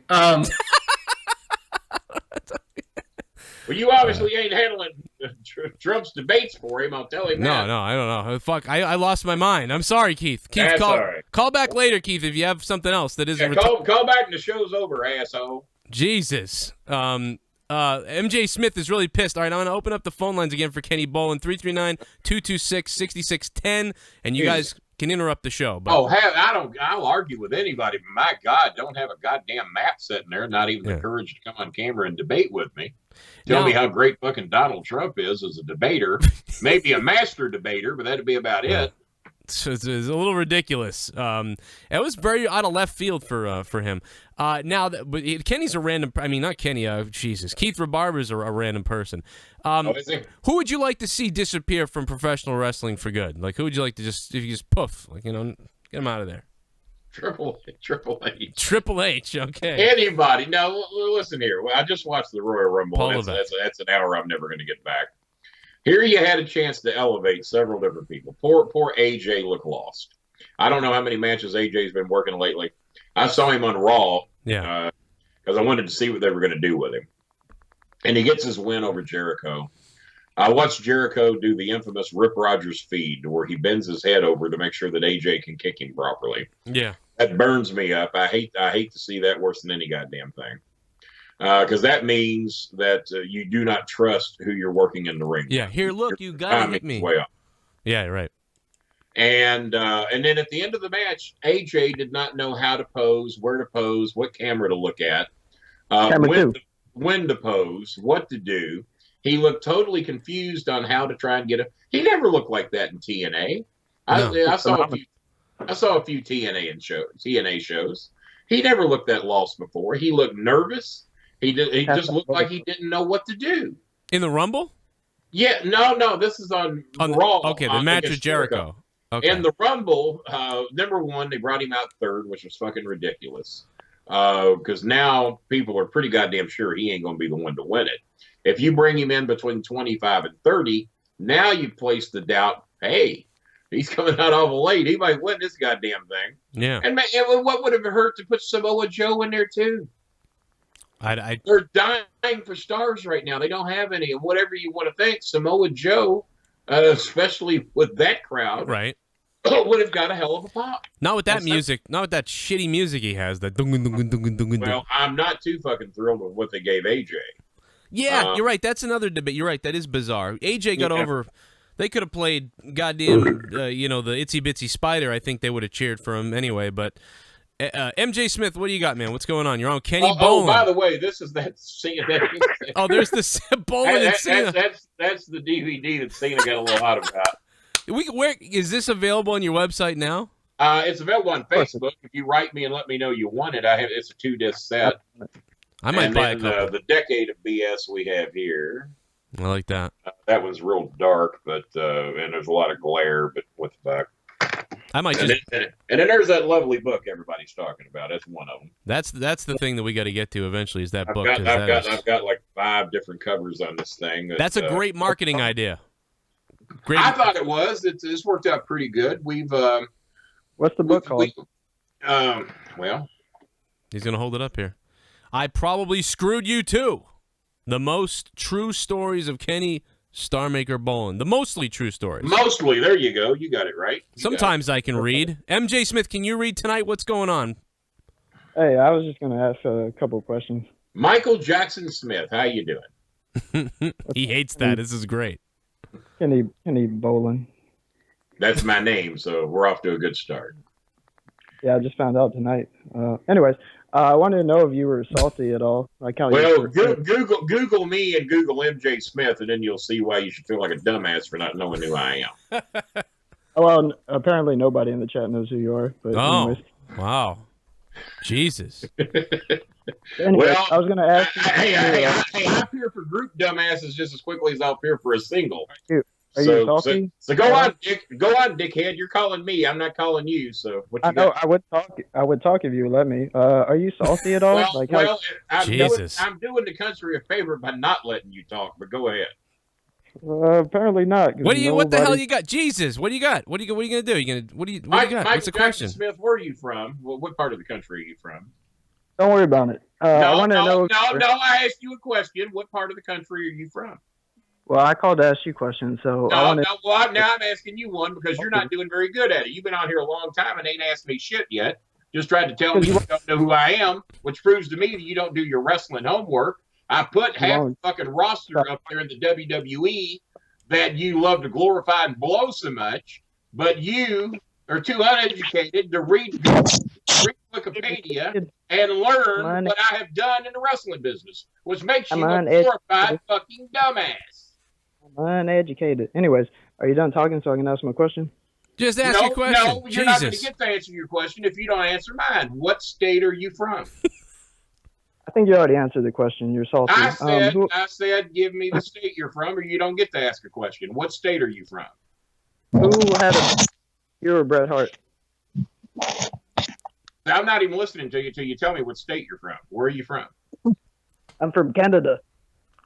Well, that explains a lot, you dumbass fucking Canadian. Hang up on him. Hang up on him. I wish I might blow my. I asked him what state he was from. And he's not from Canada. He's not from Canada. I know he's not. He's a dumbass. He's from. He's probably. All right. He's well, probably from Florida too. Apparently, the whole chat room don't know who I am. Well, good. Well, they're going to learn after tonight. Yeah, you're gonna get. We're going to educate you tonight. I knew who you were. I don't know. A lot of people know who you are because I tweeted it out and I got messages back about asking about Brock Lesnar. How many books did that dumb fucking Canadian sells? What I want to know. I'm pretty sure it ain't quite what I've done. So you better be careful. Dave Rose might call back again. He actually is Canadian. Adrian Lopez. I'm almost looking for Dave Rose right now. Yeah, I know. Well, that's why I left him on so long. He's one of my co-hosts. Adriana Lopez. What's going on? How you doing? You should be watching Lucha Underground right now. Nah. I just want to say I'm a big fucking Kenny Bolin fan. Goddamn. He's the reason John Cena is shit today. Without him, John Cena is nothing. Damn. I'm glad you called and set the record straight. I don't know that John Cena will go along with that or not, but I agree with you. So, well, there's one person in the chat room knows who I am, you stupid fuck from Canada or wherever the hell you're from. You know where he's really from, don't you? Oh, I Come on, think Joe. it's one of Rat those. him out, Joe. Where's that little bastard from? I actually forget. I think it might be Florida, where he might be in Connecticut. Oh, what? Well, there's a wide variance. Yeah, I have no idea. Connecticut. Well, he could call it. Oh, wait a minute, here he is. John Cena. He got in the WWE because Kenny Bolin put him over. No, I don't know. No, I think that I think he's moved around a lot. He's in the army, in the military, or something. He moves around a lot because nobody wants him around. He probably ain't got a home. He's a nomad. MJ, where out under a bridge somewhere. MJ, where are you from? Write it in the chat right now. I'll tell you. Lives in a refrigerator box. Fucking loser. Man, some guy said that to Les Thatcher the other day. I was sitting next to him and I said, "You want to take a picture with us?" He's like, "Is this your dad?" I said, "This is Les Thatcher." He goes, "Oh, who is that?" And I just went, "Oh my God." And I had no idea that I was doing commentary. Now you know why I'm so irritated at some of today's wrestling fans and today's wrestlers. Oh yeah, because we had Dusty Rhodes at OVW one week. Yep. And I asked Dusty. I was talking some old times with him. I said, Dusty, how many of the boys have come to you for advice today? He says, Kenny Bolin. I'm starting to wonder if anybody down here even know who Dusty Rhodes is. I said, you got to be shitting me. I said, are you kidding me? He says, not one person has come to me for any advice. Maybe they're afraid. I looked around like, you got to be fucking. Of course, that I'm doing Dusty. He was talking in his regular voice. Yeah. But not one person from OVW went to him for some pointers. Jeez. And this is when we had a pretty goddamn good roster. I mean, hell, Wade Barrett was there at that time. Yep. Who's the two that were the office sidekicks for Triple H? The recently with like Seth Rollins, Jamie Noble, and the other one was Joey Mercury. Yeah, Joey Mercury. Joey was there at that time, and Mike Mondo, the entire Spirit Squad, Bobby Lashley. We had a damn good roster there. Yeah, and not one person went to Dusty and asked him for any advice. Well, maybe Dolph should have. Because I don't know what's going on here, but what is going on with Dolph? Believe it or not, for the first time in God knows when, I need my ass kicked for doing it, but you know how when you drive by a train wreck, you have to look. Yeah. If the tractor trailer's jacked up and you got to pull over and look.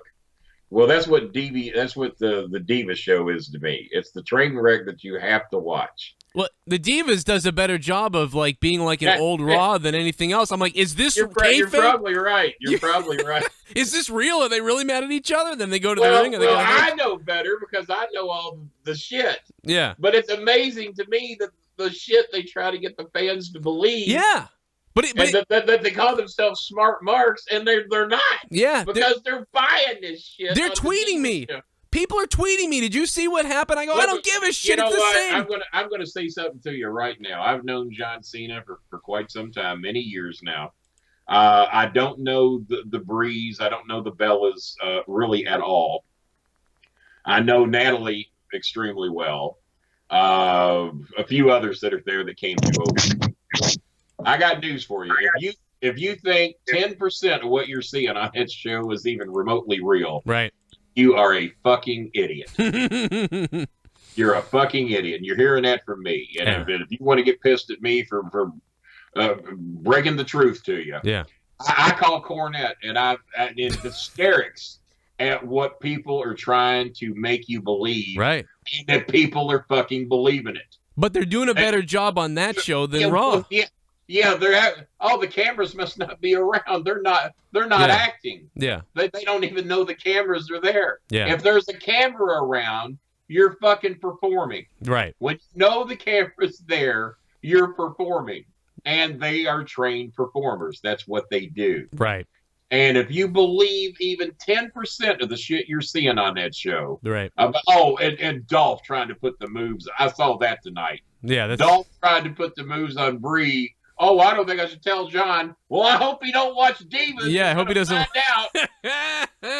hope he doesn't mark out and watch himself, or he'll find out.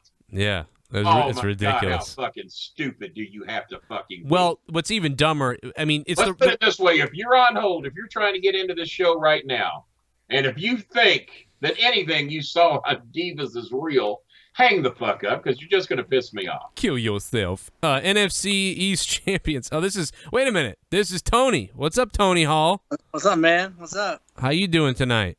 Not much, man. I just watching SmackDown. Oh yeah, baby. You got one of the guys who had a hand in building some of that SmackDown talent. SmackDown. He's watching SmackDown. SmackDown's not live, is it? No, that's why I don't watch it much. I think it was. I haven't seen SmackDown again. The only reason I start watching SmackDown again is if Damian Sandow, my boy, were on there. Let me tell you, Damian Sandow gets that huge pop. Don't even get the win. Yeah. And they don't know what the hell they did with him. Damian Sandow is one of the top 5 talents they've got right now, if not higher, and they're too fucking stupid to realize. I don't know how they can't listen to the crowd. This guy, other than Daniel Bryan, gets some of the most extreme reactions of anybody. I went through the same thing in OVW with Al Snow and various others in the back who were booking talent to come out. And I'm out there with Dean Hill, out there with the crowd, hearing the responses that wrestlers get. And you know what's real and you know what's not. You know what's fabricated and you know what's, okay, we'll clap because we're supposed to. Right. I know who's truly over with the crowd. And I can't remember who it was at this time, but we had one of the wrestlers there, and he was over as a motherfucker. And they were never doing anything with him. I said, why are y'all not using this guy more often? Oh, really? Why, you think he's over? I said, do you not fucking hear the crowd? Do you not stand in the curtains? He's the only one getting a real fucking reaction. I'm out there every week, guys. I hear every reaction the guys get. He's the only motherfucker in the building who's over, and you all don't use it. I wish I could think of who it was. I'm blanking out on who it was. But they wouldn't fucking use him. They didn't think he was over. Unbelievable. And the same thing up there. You've got they're begging for fucking Damian Sandow with a passion. I heard the crowd. He got about the only real pop off fucking night of the entire fucking Rumble from what I heard. And I didn't watch the whole Rumble. Well, I think it was Styles, Sasha, and Damian Sandow. All 3 of them. Yeah, Sasha Banks got a decent little pop.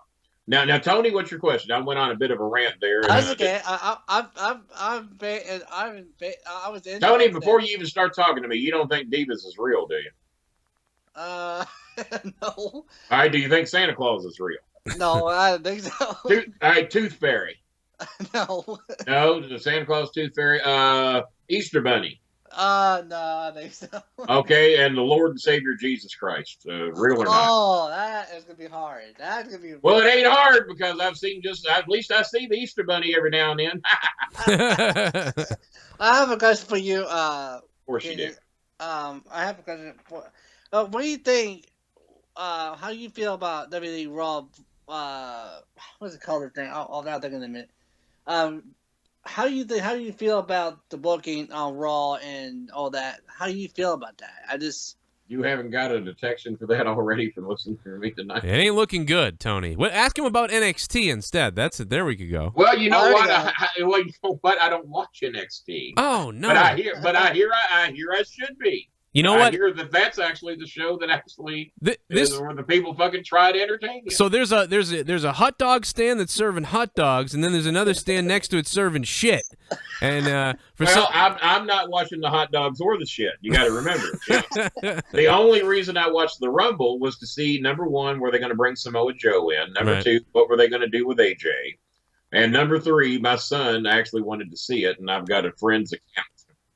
So, he asked his question. Okay. No, he's good. No, the booking fucking sucks. I mean, it's fucking ridiculous. If they knew what they were doing, they'd be doing something with Sandow right now. They would have never broke up the Wyatt family. They would have never broke up the Shield because none of the 3 of them, in my opinion, are strong enough to carry it on their own. They booed the fuck out of Roman Reigns, not because he's got heat, it's because they feel he sucks. He was my pick of the 3 to be the biggest star of the 3 of them. I think the other one thinks he's too much like Terry Funk. He's trying too hard to be Terry Funk. I would get him off of that. And that goddamn thing he does where he falls back into the ropes and then comes back out. Too much. Way too much. Too fucking much. But you know what? I like I'm criticizing. I used to get pissed at Ric Flair when he did that phony fucking flip over the ropes Yeah. And you remember the Yeah, move? he spins over, he runs around on the apron, and then If you do that every fucking match, it's now phony. You can't do that shit every match. And the one thing I respected about Jerry Lawler is you didn't get a pile driver every match. Yeah. You didn't get a fist drop off the middle rope every match. You didn't get fire every match. There would be 4 or 5 finishes, and maybe 6, 7, maybe an interference. And plus, you might lose sometime because Jerry could play the coward and take a count out. No one will do that anymore. Nobody's scared of each other. So there is no true heels versus baby faces. We almost don't have those anymore. When's the last time you saw a wrestler, short of Dolph Ziggler, act like he was scared of anybody? Yeah. I've seen Dolph do it when he was doing the heel thing. Dolph has a little bit of a clue. But you know what? He was probably told not to do it anymore because, well, you're looking like a coward. Why would you want to do that? Yeah. That's their writer's mentality. Everybody's a superhero, and you're burying yourself if you act like you're scared of anybody. And then Triple H. Does Triple H have to be the fucking champion again? Well, and I guarantee you, now we got repeat callers. Devious Dave back in there. Well, it's been a while. Dave, you hang on. I wanted to put you on, though, because I know I'm sure you've got a point. You've been boiling about something. And 812, you're on. What's up? Devious Dave does have a point, but if he combs his hair just right, no one will notice. Nice glasses, Rose, by the way. Oh, you're probably bald right now, Rose, aren't you? Might be. You never know. You wish. I've got a beautiful head of hair. Oh, you do? So who do we have? We got Devious Dave, or we got this other guy? You got 812. What's up? What's up, 812? Yeah, hey, Kenny Bolin, it's Donald Trump, you piece of shit. Oh, hey, Donald, how you doing, you cocksucker? What's up? Oh, I'd be doing a whole lot better if you weren't talking shit, you fat bastard. Wow. Well, look at you, you fucking squirrely-headed fucking squirrel. Fuck you. Who the fuck do you think you are? You ain't president. You ain't president. I got $1 billion in the bank. How much do you got? I got $2 billion. So see, I've doubled you already because I'm a miser. I saved my money. I took care of my family. You sound like what have you done? Cool. You filed bankruptcy 15 times, you cocksucker. I've never filed bankruptcy in my life. That proves you're a loser. I still got $1 billion in the bank. You piece of shit. Yeah. You got it from your fucking daddy, you fucking cocksucking leech. That's exactly where you got it from. It's nothing you've done. All your goddamn businesses have failed. You're a fuck up, and I want you to run my country. Fuck you. You're Donald, fucking mentally retarded. Sounds like our prime minister here in Canada. Yeah, I'll shove my dick down your throat. My God, you'll call Hey, me Donald, Daddy. Jesus. You'll shove your dick down my throat if I let you, and I won't let you because I'm not a. Well, I'm not. All right. He liked that. He liked that. I'll make you my pick, Kenny. You know something, Donald Trump? Why don't you kiss my ass? You're just like the typical Americans to flush your damn stupid words down the toilet. Everything you say is disgusting. All you care about is money and whores. And one more thing before we hang up on Donald Trump. You're not Donald Trump. You're a fucking imposter because you ain't got no money. You ain't even got a video camera. You're poor as a fucking church mouse. You got a phone popping up on the screen here. Hey, instead of building a wall. Build a wall. Good God. And he wants me to suck his dick. Now, if you're just gay, just say it. You know? Yeah. If you're gay, just say it. He wants it. He wants the Kenny Bolin dick. That's what All he right, wants. Kenny, I want to say a few things. Save First, us, Dave. I love you. I think you're awesome. All right, stop sucking it. Let me get this straight. Trump sucked his dick enough. Let me get this straight. You don't want to suck my dick, and I don't want to suck yours. So let's just get there. Right off. That's perfectly fine. I'll give you a high five. That's as much as I can give you. But the thing is, though, I don't agree with everything that you say, but your candor, your honesty, and you know what? What an asshole would you be if you did agree with everything I said? That would make you a stooge. You're welcome. Absolutely. Hey, MJ's from Pensacola, Florida, by the way. But here's the thing, though. The home of Rick and Robert Gibson. We have a great... I mean, some people in the chat, they're a little young, so I got to grant them this. But the fact is, we have a great opportunity right now. Some of them are a little stupid, too, but that's all right. Well, I don't want to really kill the whole audience, but yes, I'll agree with you there. Some of them... Fuck them. I'll never be here again.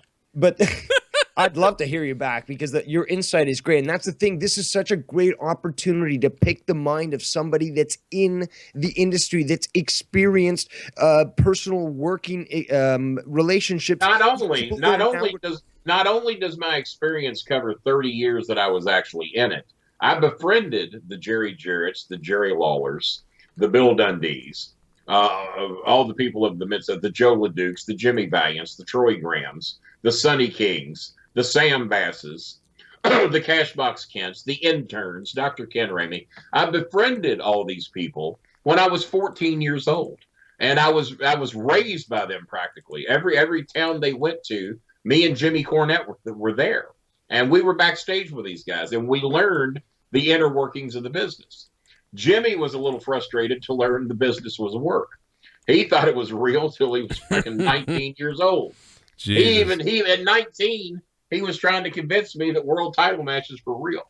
I said, if you're ever going to work anything, that's the match you work. Is the world title match. That's the one you got to have control of. I'm 34. I'm 30. I'm almost 36 years old. But the thing is, I started watching. You're already lying to me. You said 34. Now you're saying 36. So what am I supposed to be? 34 is my lucky number. That's the thing. That's why I always go back to that. But the fact is, I turned 36 in April. I've been watching since 1984. Okay. So I was 4 years old during the Rocking Wrestling era. Okay, that's when I grew up. You know, with wrestling, Cindy Lauper, absolutely, Mr. T. You know, maybe it's 6 or 7 or 8. I realized it wasn't. David Schultz was a real big deal down here in Memphis for a while, and nobody fucked with him down here either. David's a badass. But you know, I guess you could call me a mark still. I mean, I believed it was real until. Well, there's nothing wrong with that because we all are, or we would not be wrestling fans. I started out as a wrestling fan, and even once I learned what it was, I still pop for people. I still to this day pop for the entrance of The Undertaker. I still pop when the glass breaks for Stone Cold Steve Austin. I ain't ashamed to admit that because that's what entertains me. Yeah. You lose yourself. You want to believe what you're seeing is real, or why the fuck else would you watch it? Do you watch a movie and dissect it and say why this couldn't happen? Oh, well, they must have had a stunt man there. Oh, I can see the wires. You don't do that. You get lost in the movie and you pretend it's real. Right.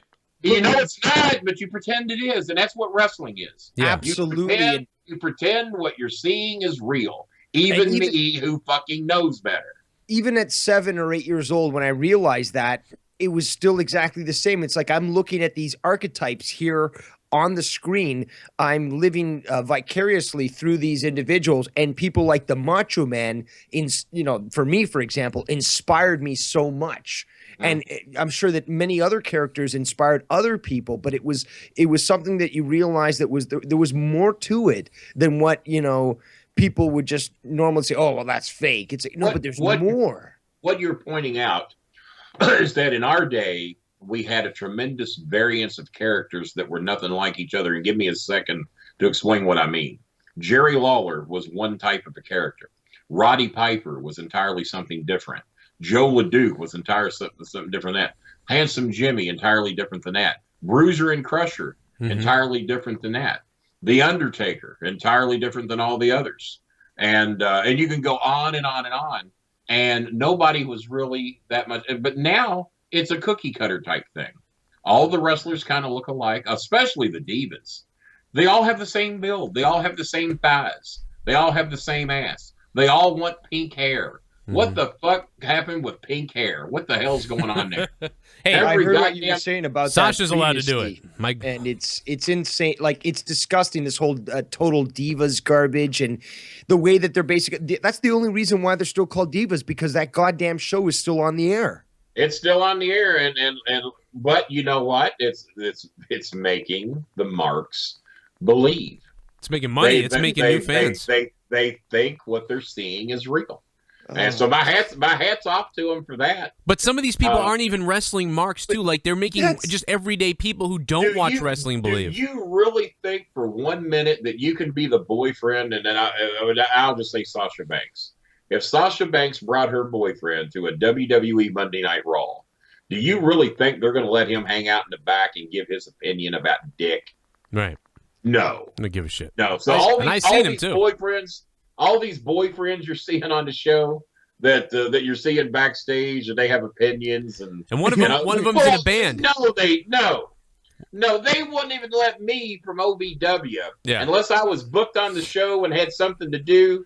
They would just as soon me keep my big ass out of the back. Well, you got to usually sign a release, right? Yeah, let the performers do what they're going to do because they don't.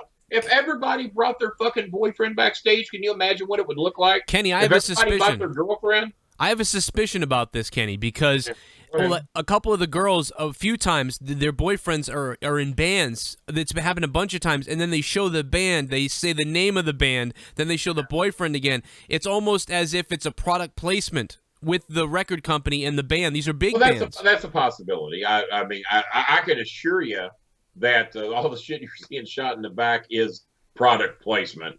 Because if they let everybody bring their boyfriends and girlfriends to the back, it would be utter fucking chaos to a level I can't describe. They weed people out back there like you won't fucking believe, especially on a Raw and a pay-per-view. Oh, but no, when you watch Divas, fucking, yeah, come on in, dickhead. Yeah, whatever. You think I'd change my finish? What's your experience in the business? Oh, you don't have any? Well, sure, I'll try what you want me to do.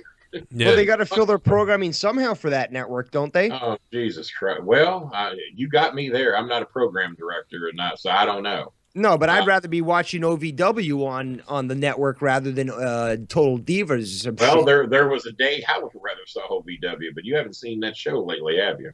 Nope. Yeah, well. But the thing is, my experience from OVW is just checking it on the internet, and that's how I was able to find these stars and really see that it was a great promotion. Really did some good work. But what's your relationship with OVW in your opinion? And hold on, and chat. I'm not sucking dick. The fact is, we got somebody here that has information that I want to learn about. I was starting to think everybody on here wanted to suck dick or have me suck theirs, and glad to see that that's not the case. I just want to learn. That's all. You've got an intimate connection to this, and that's all I've ever wanted in life is to learn. So I'm here and just pleasured to know that I can learn from somebody in the industry. Well, he said pleasured, but that's okay. I don't know. It's how we Canadians talk. Dave, I know that's how you talk, and I get what you're saying, but you're digging yourself a bigger hole right now. And speaking of holes, it's not looking good. But I get what you're saying.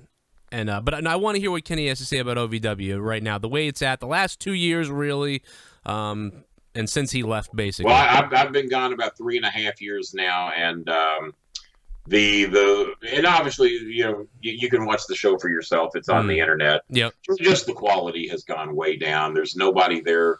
The assassins are running the ship now.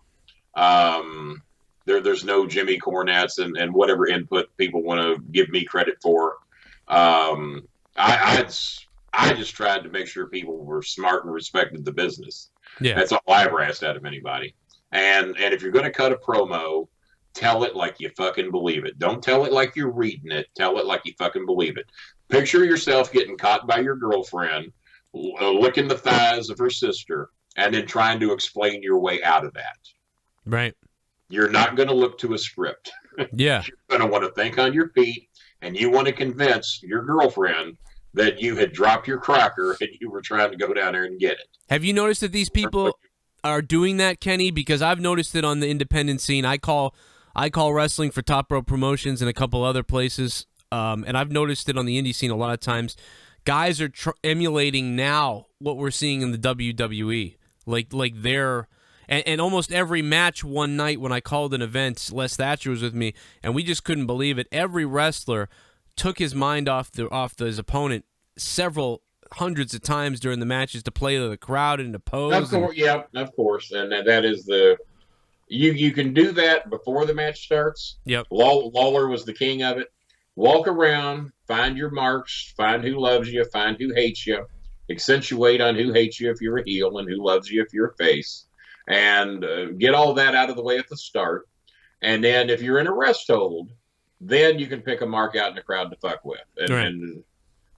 But just to totally stop the match to interact with the crowd is not normally a wise thing to do. But that's how they think they're getting heat, because they yelled at some fat guy in the front row that happened to have yelled back at them. Right. And they think that's heat. Rick Rogers said it once. He said, that's not heat, that's called a reaction. Well, when you get a multiple group reaction, then you've got heat. But if you yell at a fat guy who's in the front row, he's got that front row seat for a reason. He's looking for an interaction. Yeah. And, of course, he's going to yell back at you. But that is not doing much entertainment for the rest of the show. Right. Now, if he's heckling you during the match and you're in a rest hold and you got a side headlock on your opponent, then you can get a little chatter going. Hey, fat boy, what do you think you're doing now, huh? Or something like that. He's great, ain't he, huh? Ain't he tough?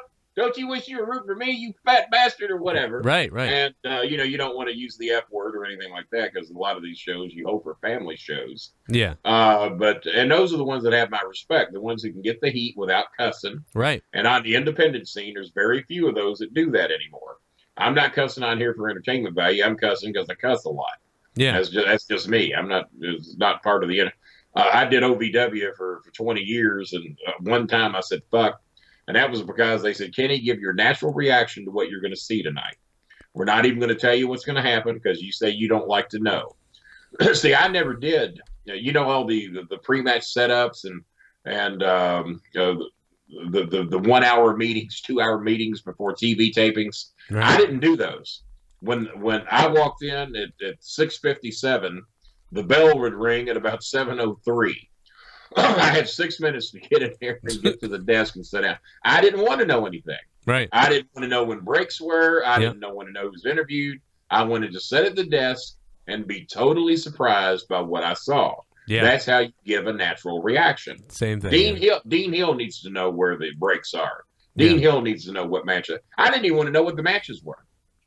Didn't give a shit. I found out when they read them at the top of the show, if we bothered to tell them. A lot of times we didn't. They found out as the show went on. Yeah. Like say later in the show, we're going to see so-and-so. Oh, really? Is he here today? Well, King, if you got here earlier, you'd know. Or something like that. But I was notorious for getting there 5 minutes before the show started. And the reason that happened is Danny got mad because I didn't come in for a production meeting one day. So the next week, I got there early, was in his office sitting down. He said, what are you doing in here? I said, well, you got mad when I wasn't in here for the production meeting last week, so I'm in here early now. Get your ass out of here. When I want you in here, I'll let you know. I know, you motherfucker, you got mad because I wasn't. All right. So I get up and I leave. 3 minutes later, he calls me to come back for the production meeting. I said, no, tell him no. I said, I was just in there. He didn't want me in there then. I ain't going now. So you tell Bolin you better get in here or he's going to be lost out there tonight. I said, I'll do it without it. Danny's madder than hell because I won't come to the production meeting. You tell Bolin if he fucks up out there tonight, it's his job. I said, yeah, whatever. So I go out there, I do the show, I get back, and there's Danny Davis waiting on me when the show's over. And I'm going, oh, he's going to be madder than fuck. He looks at me, gets a big grin on his face. He said, Kenny, that is the greatest motherfucking show you have ever called in your life. I fucking loved it. You don't never have to come for a production meeting again. I don't give a fuck when you get here. I said, really? I said, you ain't bullshitting me. He says, you got to pass. The rest of you motherfuckers get here. Bolin, get here when you fucking want to. And I took him at that. I never came to another show for about the next 4 or 5 years. I'd get there 5 minutes before the show started, and I'd go to the desk, and that to me was how you gave the best response. Because that one night they said, Kenny, say whatever the fuck you want. You're going to see something tonight, and when you see it, give your natural reaction. And we don't even care if you cuss, because if you do, we'll bleep it out in post. So the thing happened that I had no fucking clue we were going to do, and I yelled, "Holy fuck!" This is on WBNA television with Christian sponsors. I yell, "Holy fuck!" Well, I don't think anything about it, and it's going on. It's getting out of hand. Of the holy Jesus, goddamn Christ, holy shit, fuck. Then we got to do something, and they forgot to take any of it out. They let it fly, and it aired on BNA. And then we get back and they're trying to yell at me. I said, y'all told me to do it. I said, you bumblefucks and Post are the ones that are supposed to take it out. Don't yell at me. Danny said, he's right. We told him to cuss. He did it, and you all didn't take it out. Fucking heat's on you. So they didn't ask me to cuss on TV anymore after that. That's awesome. Another thing that I pulled up on your Facebook. This is to put your Facebook over, really. Kenny /Starmaker Bolin, I think. It is /Starmaker Bolin on Facebook. If you scroll down some of the news feed past our stuff here, you get to that exchange with you and Cornette for the JCKB. That had gone down a while ago and now is back up again. You know what? That was the night of Batista and Big Show. Bro, that's funny time. That was the night that where Big Show wanted $10,000 for his appearance at the racetrack. Yeah, that was that was going to be the main event that night. Well, it was those two. You guys could have been the main event. It looks like. I mean, you have you know it's good when you got at least half the people thinking like this is a shoot. You know what I mean? Well, I tell you who thought it was a shoot. That was the two dumb fucks in the ring that kept trying to break us up. The announcer, kept trying to throw to a fucking commercial while me and Jimmy were in the middle of promos and getting ready to fight each other. Yeah. This stupid fuck, I'm sorry, Wayne Young, but that night you were a stupid fuck. He's trying to throw it to a commercial when some action is getting ready to happen. Right, like what are you doing? And then his big bodyguard is trying to get in there and break us up, won't let us get to each other. Finally, I got that big motherfucker off from me. And where we could actually fucking fight and swing at each other. But they was going to throw it. It was that wasn't for OVW. That was for a show called Inside Wrestling. Oh, okay. And it was a talk show. And the God's honest truth of the matter is that the host of the show liked to blow himself. He liked to be the star. Yeah. He put the camera on him. He smoked big cigars. Wait, was this up? Was this up here? Where are you at? I'm in Boston, but I mean, I don't think you. No. Wait, this show was done by a guy named Wayne Young. Wayne Young. And as a matter of fact, he was a TV producer in Cincinnati for a while. Wait, I'm sorry. I'm watching the clip, and the best part is just one of the funnier parts when Jim Cornette starts yelling at the announcer. Yeah, Cornette's trying to get him to stay with the fucking fight. Jimmy's doing everything he can, and we can't get the guy to realize, hey, some shit's getting ready to happen. You might want to film this, you dumbass. He's stepping back and shit, and Cornette's pushing. You flipping over the chair now. Kenny Bolin flipping over the chair. You're still holding onto the crown, though. That's the best part. The king is. Well, I can't let my crown go. No. Who's the guy with the cut off T-shirt though, or the cut off jean jacket? The big guy. That is the security guard for the talk show host. No, so does he know what's going on? He's a big motorcycle fanatic, and he was the security guy for the talk show host. How many talk show hosts have you seen that have a big motorcycle security guy? That's how over he thought he was. It's unbelievable. Nobody knew this fucker from anybody. But he bought the time on WBNA after OVW. Yeah. So our show would air, and then he had a half-hour show called Inside Wrestling. Well, usually it was a studio show at Hooters. Yeah. And they would bring us out a big fucking plate of wings, and I had my version of the Macho Man on the show once. Now that's on YouTube somewhere too, if you can find it. But he had no timing for what we were doing whatsoever. And he's trying to throw to a commercial in the middle of a fucking fight. And it's like a guy's got a no-hitter 2 out in the ninth. We're late, everybody. Yeah. Football's next. Good night, everybody. It would be like if the Stone Cold Steve Austin Brian Pillman thing, for the people that understand that reference, with the gun and everything. Mike Tyson and Steve Austin. Yes. Either one of them. And Vince was like, "Go away, we're going to commercial now." This not is not to say that what we were doing was as over as that, but it's similar. It's the idea. You know? It is being filmed for TV, and we're trying to get a fucking fight on the air. So, no, he didn't know. That transitions a lot to a question that I want to ask you, somebody in the industry. Triple H has gone ahead and said this. I want to get your take. All right. Is kayfabe dead? Well, unless it's Divas. No, I would say unless you're Cornette. Cornette thinks kayfabe's still alive. He still speaks in Carney. I got news for you guys. I've been in the business 30 years. I understand Carney. I couldn't speak it if my life depended on it. If you talk it in front of me, I know what you're saying, but I can't speak it myself. But I also love Macklemore. If you looked at my Facebook page, yeah, I saw that. I'm a huge Macklemore fan. I've heard the ceiling can't hold us about 1,000 fucking times. I'm lying, 50,000 fucking times. I love that song. I can't rap. I was good thing I wasn't born to be a white boy rapper, because I sure shit can't do it. I cannot do what Macklemore does. So because I can't do it, it impresses me and amazes me what he does. Even though I didn't really like Eminem. I love what Macklemore does. He just does it in a different way. Yeah. And but he's got 4, 5, 6 songs. Like, he's going to be here the 31st, and I put out a post for somebody to try to get me backstage and to meet him. And I don't mark out for too many people. I've met fucking everybody. I've had dinner with Earth, Wind, and Fire, Casey and the Sunshine Band, Pat Benatar, all my musical idols. But I will mark out big time if I get to meet McLemore because I just think he's cool as hell. We got to make that happen. We got I hope somebody does. Plus, I don't get around real well these days. I can't stand very long. And to tell the truth, I am getting ready to have weight loss surgery here in about 4 to 5 months. I lost about 120 pounds, but that just ain't enough. I mean, I had an irregular heartbeat that caused me to gain 35 pounds a year over a 12-year period and only losing 100 of those pounds back. I mean, I gained 300 pounds in 12 years. Wow. That's from age 40 to age 52. So I got to do something. So I'm going to do a thing called the gastric sleeve. Yep. And I ain't going to be one of these people that fucking hides it and act like they did it naturally. I've tried naturally, and about 100 pounds is about as much as I could lose. Right. You look at my arms, I don't have the typical fat guy, fat dripping off from him. It's all in the midsection. Yeah. It makes it very difficult for me to get around, and I get exhausted extremely easy. And it's not. I don't even really like talking about it. I don't even really do it much on Facebook. But fuck, I'm on your show, and I'm just going to be honest with you. And I guess probably because there's not as many of your fans that know me as for me to go on and testify to my 5,000 on Facebook. Or you never know what'll happen with this video, though. This could blow. We'll go up there. Well, they're going to know now. But no, that's what we're working on.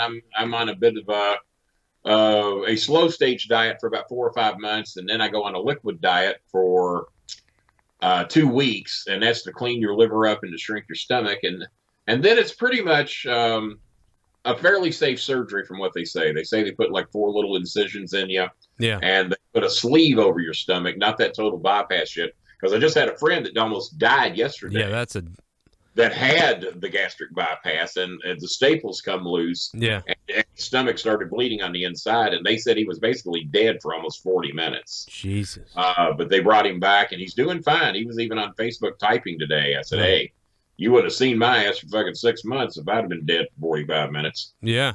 I'd have been telling all the stories about meeting George Carlin. Oh God, I would love that. That's. I heard you say you're God on the show. I was always under the assumption George Carlin was God. George Carlin is God. I'm God now. I've taken over. Took over from him. All right. Well, that's the word going around. Yeah. It's a big job. All I know is that that God, he's in the sky and he sees everything you're doing, and he needs money. Yeah. And that was what George Carlin said. He always needs money. So much, and you know why? Because what Carlin said, I knew he believed. Yeah. It was his act, but he believed it with all of his heart. And what he said made sense. So if some people call me an atheist, some call me agnostic. All I know is I have it's going to sound funky. I have a big heart. My heart is not in that bad a shape other than having the irregular beat. Right. Once they get me back in rhythm, my heart basically is fine. It's just getting it beating properly, and we're a few weeks away from that. They had to put me on some certain blood thinners and everything in order to make it safe for me to do the electroshock thing to where they shock you back into rhythm. Right. And so we got all that ahead of me, and I just got done completing a sleep study.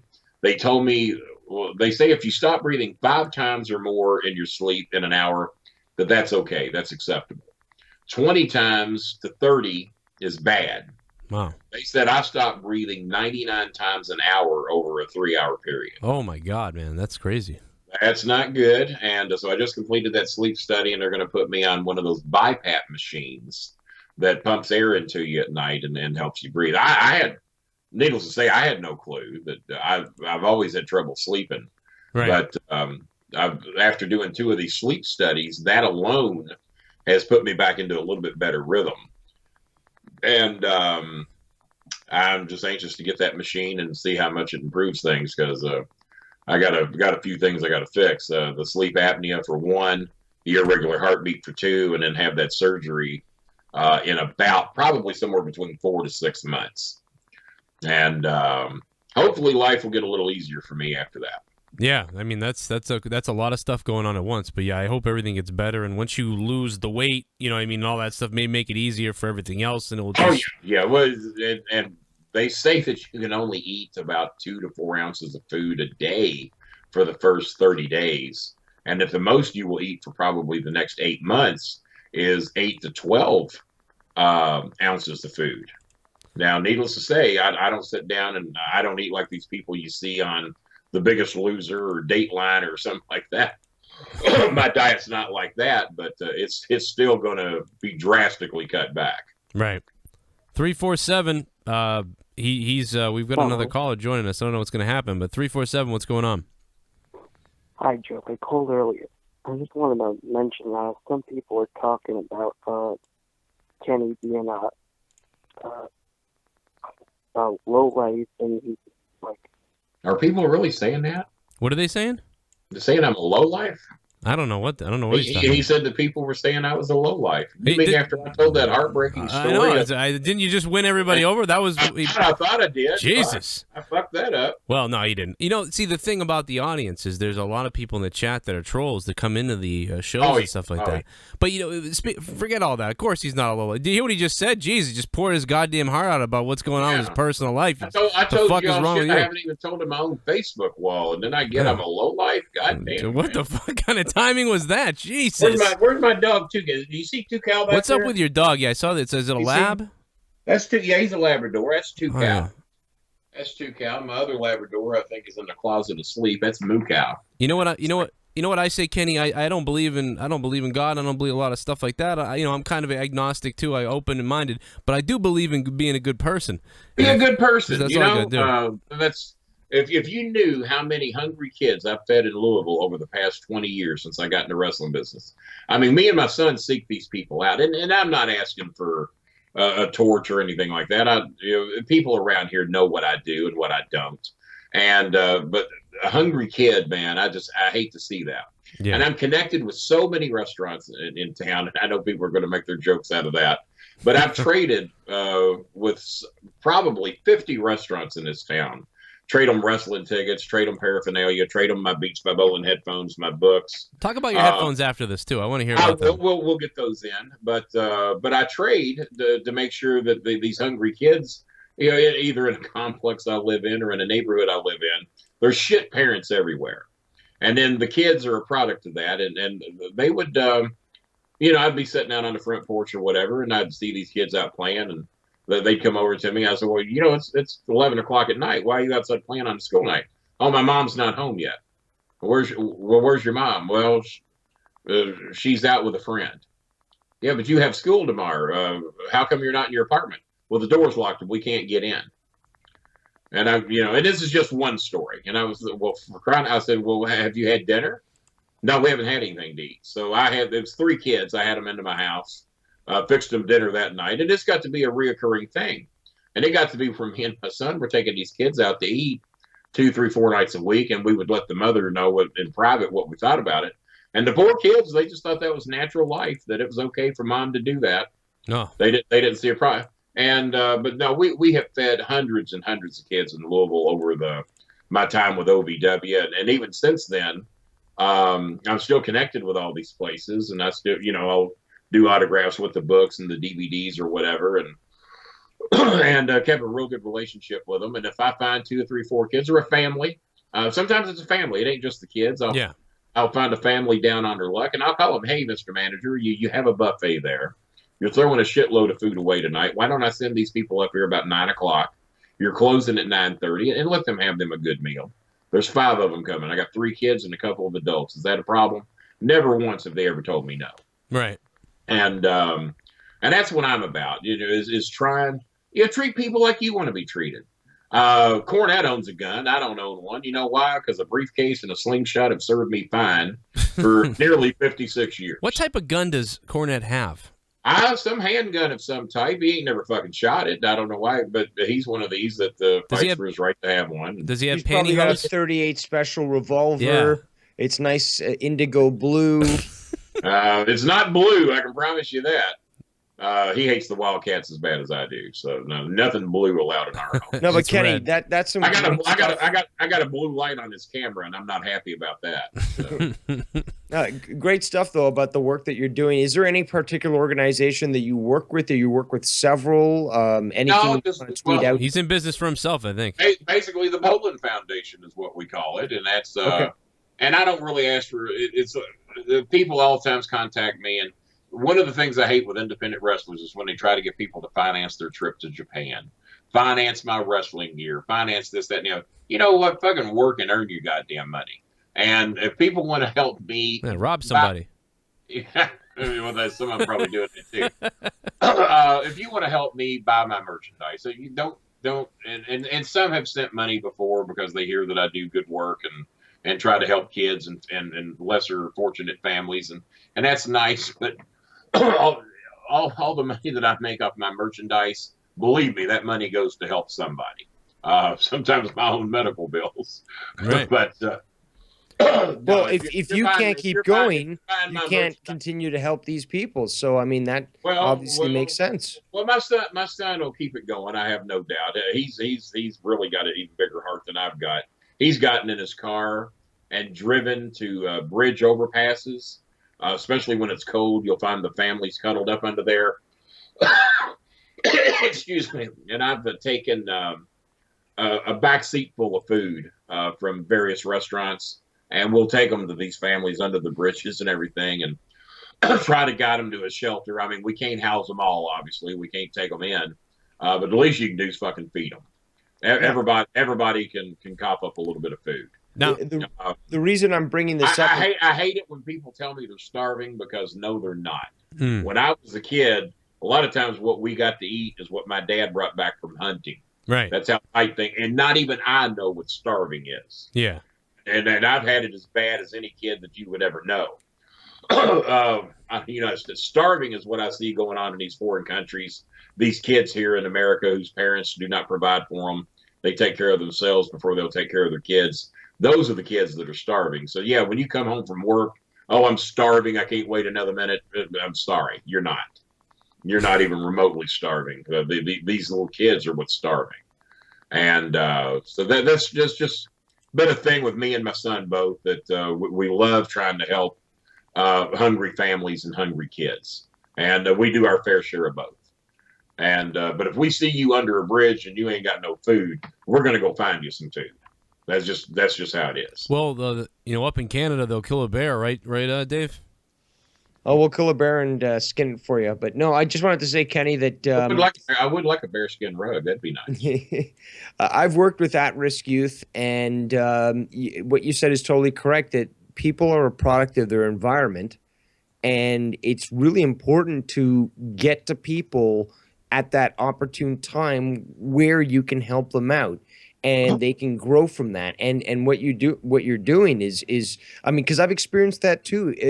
Why are you up so late? You're out in the street, and even in my day where we would come in when the lights would go on the streets. Like when we were actually allowed to go out and play. Right. You still wouldn't expect a kid to be out at 11 at night. And I've experienced this. Kids, I haven't eaten, I'm hungry. It's like, it's you sad. just can't stand by and let that sad. happen. Like I said, my son's even more sad at night because he'll go out looking for the people. Myself, I kind of just let them come to me because they do. They're either might be in the apartment complex you live in or the neighborhood you live in or whatever happens. When you've been on TV for 20 years, I guess I'm just, or 30 years, I guess, actually. I guess you're somewhat approachable. And I'm almost kind of viewed as like a Santa Claus type around here. The big fat guy, he's friendly. He ain't going to hurt nobody. And kids will come and talk to me. And I know that I get teased on television once. I said, well, Jimmy, I said, Kenny Bolin's got his finger in the youth of America. And I was supposed to say, I wanted to say, Kenny Bolin has his pulse on the youth of America. and it came out, Kenny Bolin has his finger in the youth of America. Yeah, you help enough kids, questions are going to happen. And we get to the back. He says, do you realize? I said, I realize what I said. And I said, now I have to say it every time. I said, I can't admit that was a mistake. So now that everyone that writes me, King, you still got your finger in the youth of America? Yeah, especially the 18-year-old ones. Yeah, those are the good ones. 2 fingers sometimes. Well, I got one more call for us here, Kenny, before we get the hell out of here, because I could stay up all night with you, too, because I got to sleep. Yeah, this sounds great. But, Joe, do you want to let me go? Should I get off? Yeah, you want to get off? Okay, well, Mr. Bolin, thank you so much for humoring me and actually speaking your mind. I very much appreciate it. And All the best to you in the future. Hey, thank you very much. I appreciate it. All right, go ahead and get off now, Dave. Go get off on yourself. Marco. He did just get off. Marco, what's going on, man? What do you got? Polo. I have a feeling this is going to be bad. Yeah, I can tell it already. Marco, what's up? Oh man, I like the show, man. Hey, man, I'm glad you like the show. What are you bringing to us tonight here? That's great, man. All right, Marco. I don't got time for this, and neither does Kenny. He's going to sell some headphones. I think Marco's selling some weed somewhere. He just bought some. Hey, Kenny, you got some. Hey, what up, man? You sell drugs? Yeah, we'll help out the youth of America. Was that 123 kid that just called in? Was that? Yeah, was that Xbox? He'll be in a point. You know what? The book. Here it is. The book. Yeah, there it is. I don't know how good a shot I can get you there. That's the good. book you can get on Facebook through me. If you want it autographed, you can get it through me. I ship them out, autographed, signed, everything. We might lower the price in the near future. I don't know. Right now they're $29.95. We might lower that to $25.95 here in the very near future. If $4 keeps you from buying my book, don't buy the goddamn thing. Yeah, no. If people want it enough, they'll pay the $29. Yeah. I'll pay the $29. I'm going to die one day, and that signature will actually be worth something, regardless of what some of you fuckers said about me tonight. The Beats by Bolin headphones. I don't have the ones with. Well, the ones I got on have a logo on them. That's the U of L Cardinal logo. Oh, these are the Beats by Bolin. Look at these. The Beats here are actually the Monster Intunes. Oh, okay. Monster Intunes I sell. I don't have that many of those left, but they're $79.95, and they're actually better than the Beats because the Monster makes Beats, or they used to. Right. Apple makes them now. Hewlett Packard before then. Hewlett Packard made the shitty version. Right. So these Monster Intunes that I'm wearing right now are actually better than the Beats you bought back in the old days that were actually because Monster made their best headphones for themselves, not Beats. Yeah, so they put the name there. We sampled them all and loved them. These are the what some people would say the knockoff Beats. They look just about identical to Beats. I put sports logos on them, any logo you want. Yeah. And those are $39.95. Hell yeah. You know how much Beats sell for. They're $199 to $299.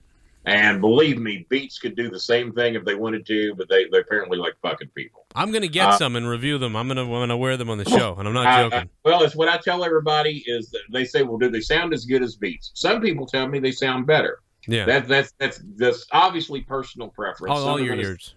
Some are going to say yes, some are going to say no. I even personally will tell you, I don't think their sound just as good as real Beats, but mine are $39.95. Theirs are $200. Right. Do theirs sound $200 better than mine? $300 better than mine? Fuck no. I've sold over 3,500 sets of these in 3 years. Not one person has ever asked for a refund. Damn. Not one. So if that tells you anything there, and I've got all kinds of testimonials all up and down Facebook. My old buddy Andy Griffith, he's bought quite a few from me. He's a big Bolin fan down in Alabama. No. My buddy Harold up in Green Bay, he's bought a boatload from me. My good friend RJ down in Australia. Lord, I've got several Australian fans down there that have bought a lot of merch. Nobody more than my old buddy RJ down there.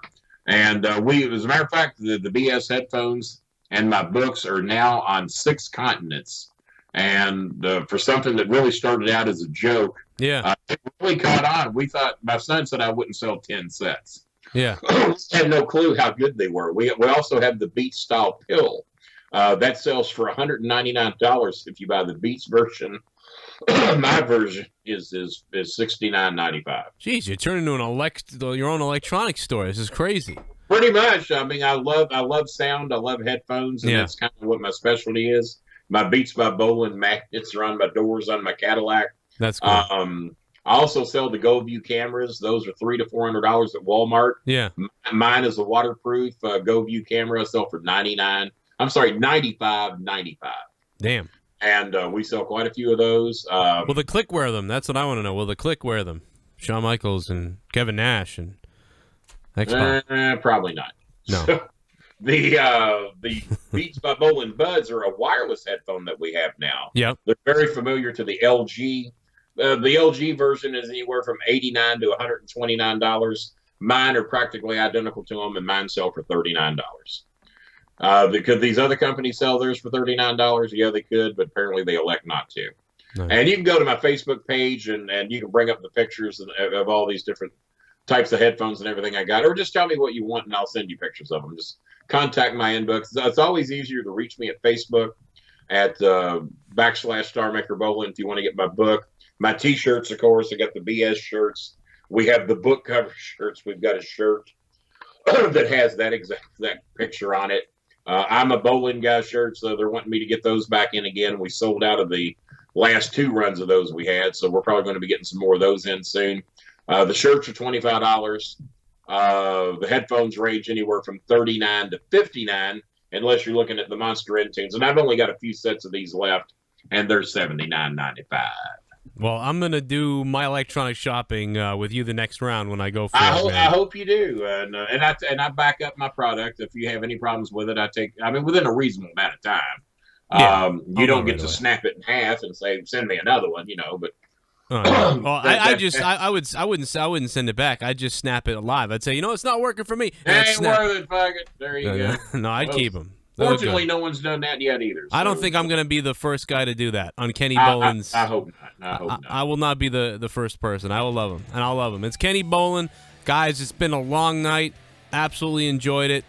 Amazon.com. If you do not want to get an autographed version of my book, you can get it anywhere in the world. Amazon Europe, Amazon.com. And I think it's down to $17.95 on there. It's not signed, of course. But yeah. No, I want it signed. I want Kenny Bolin's signature.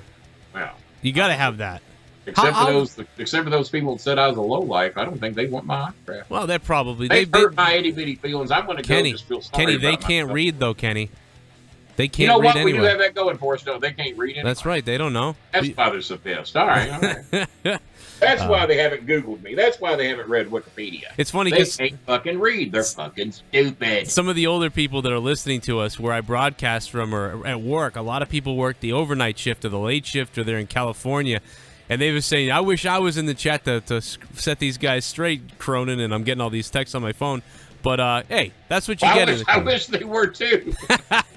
But no, this is absolutely. It's been a pleasure to have you tonight. Absolutely, and I think a lot of these people now. The good thing about this is, for the maybe 60% of the people, if they didn't know who you were, they're gonna go look you up all night. Now they're gonna go look up. They know now, don't they? That's right. Now you know. And no, I'll be happy to do the show again. We might pick another time slot to where some of those fans that couldn't get in tonight, maybe get in another time. But no, I had a pleasure doing the show. Be happy to do it again anytime. Y'all just let me know.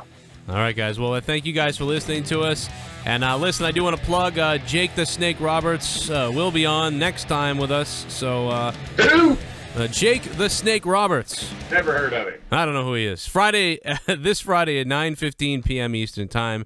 Look for that. If anyone calls in and doesn't know who Jake the Snake is, will you please send them? I'm gonna kill myself, Kenny, on the air if that happens. I hope you do. I don't know if we'll be live with Jake, but it'll be. I don't know what's gonna happen, but we'll be here soon. I will let you know. If you got Jake on, you don't know what's gonna happen. That's for damn sure. Yeah, we don't know. We don't know where it's gonna go. I don't know. Maybe DDP will be here. We'll have DDP on again. He'll be in the better have him on. He saved Jake. DDP did a 2-hour show with me years ago, and he's a class guy.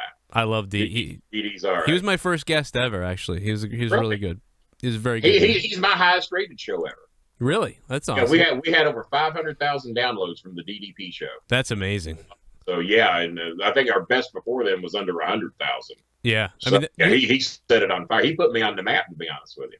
I'm not surprised. You've done some serious. I know the music is already over, but you did some serious business between the electronics, the books.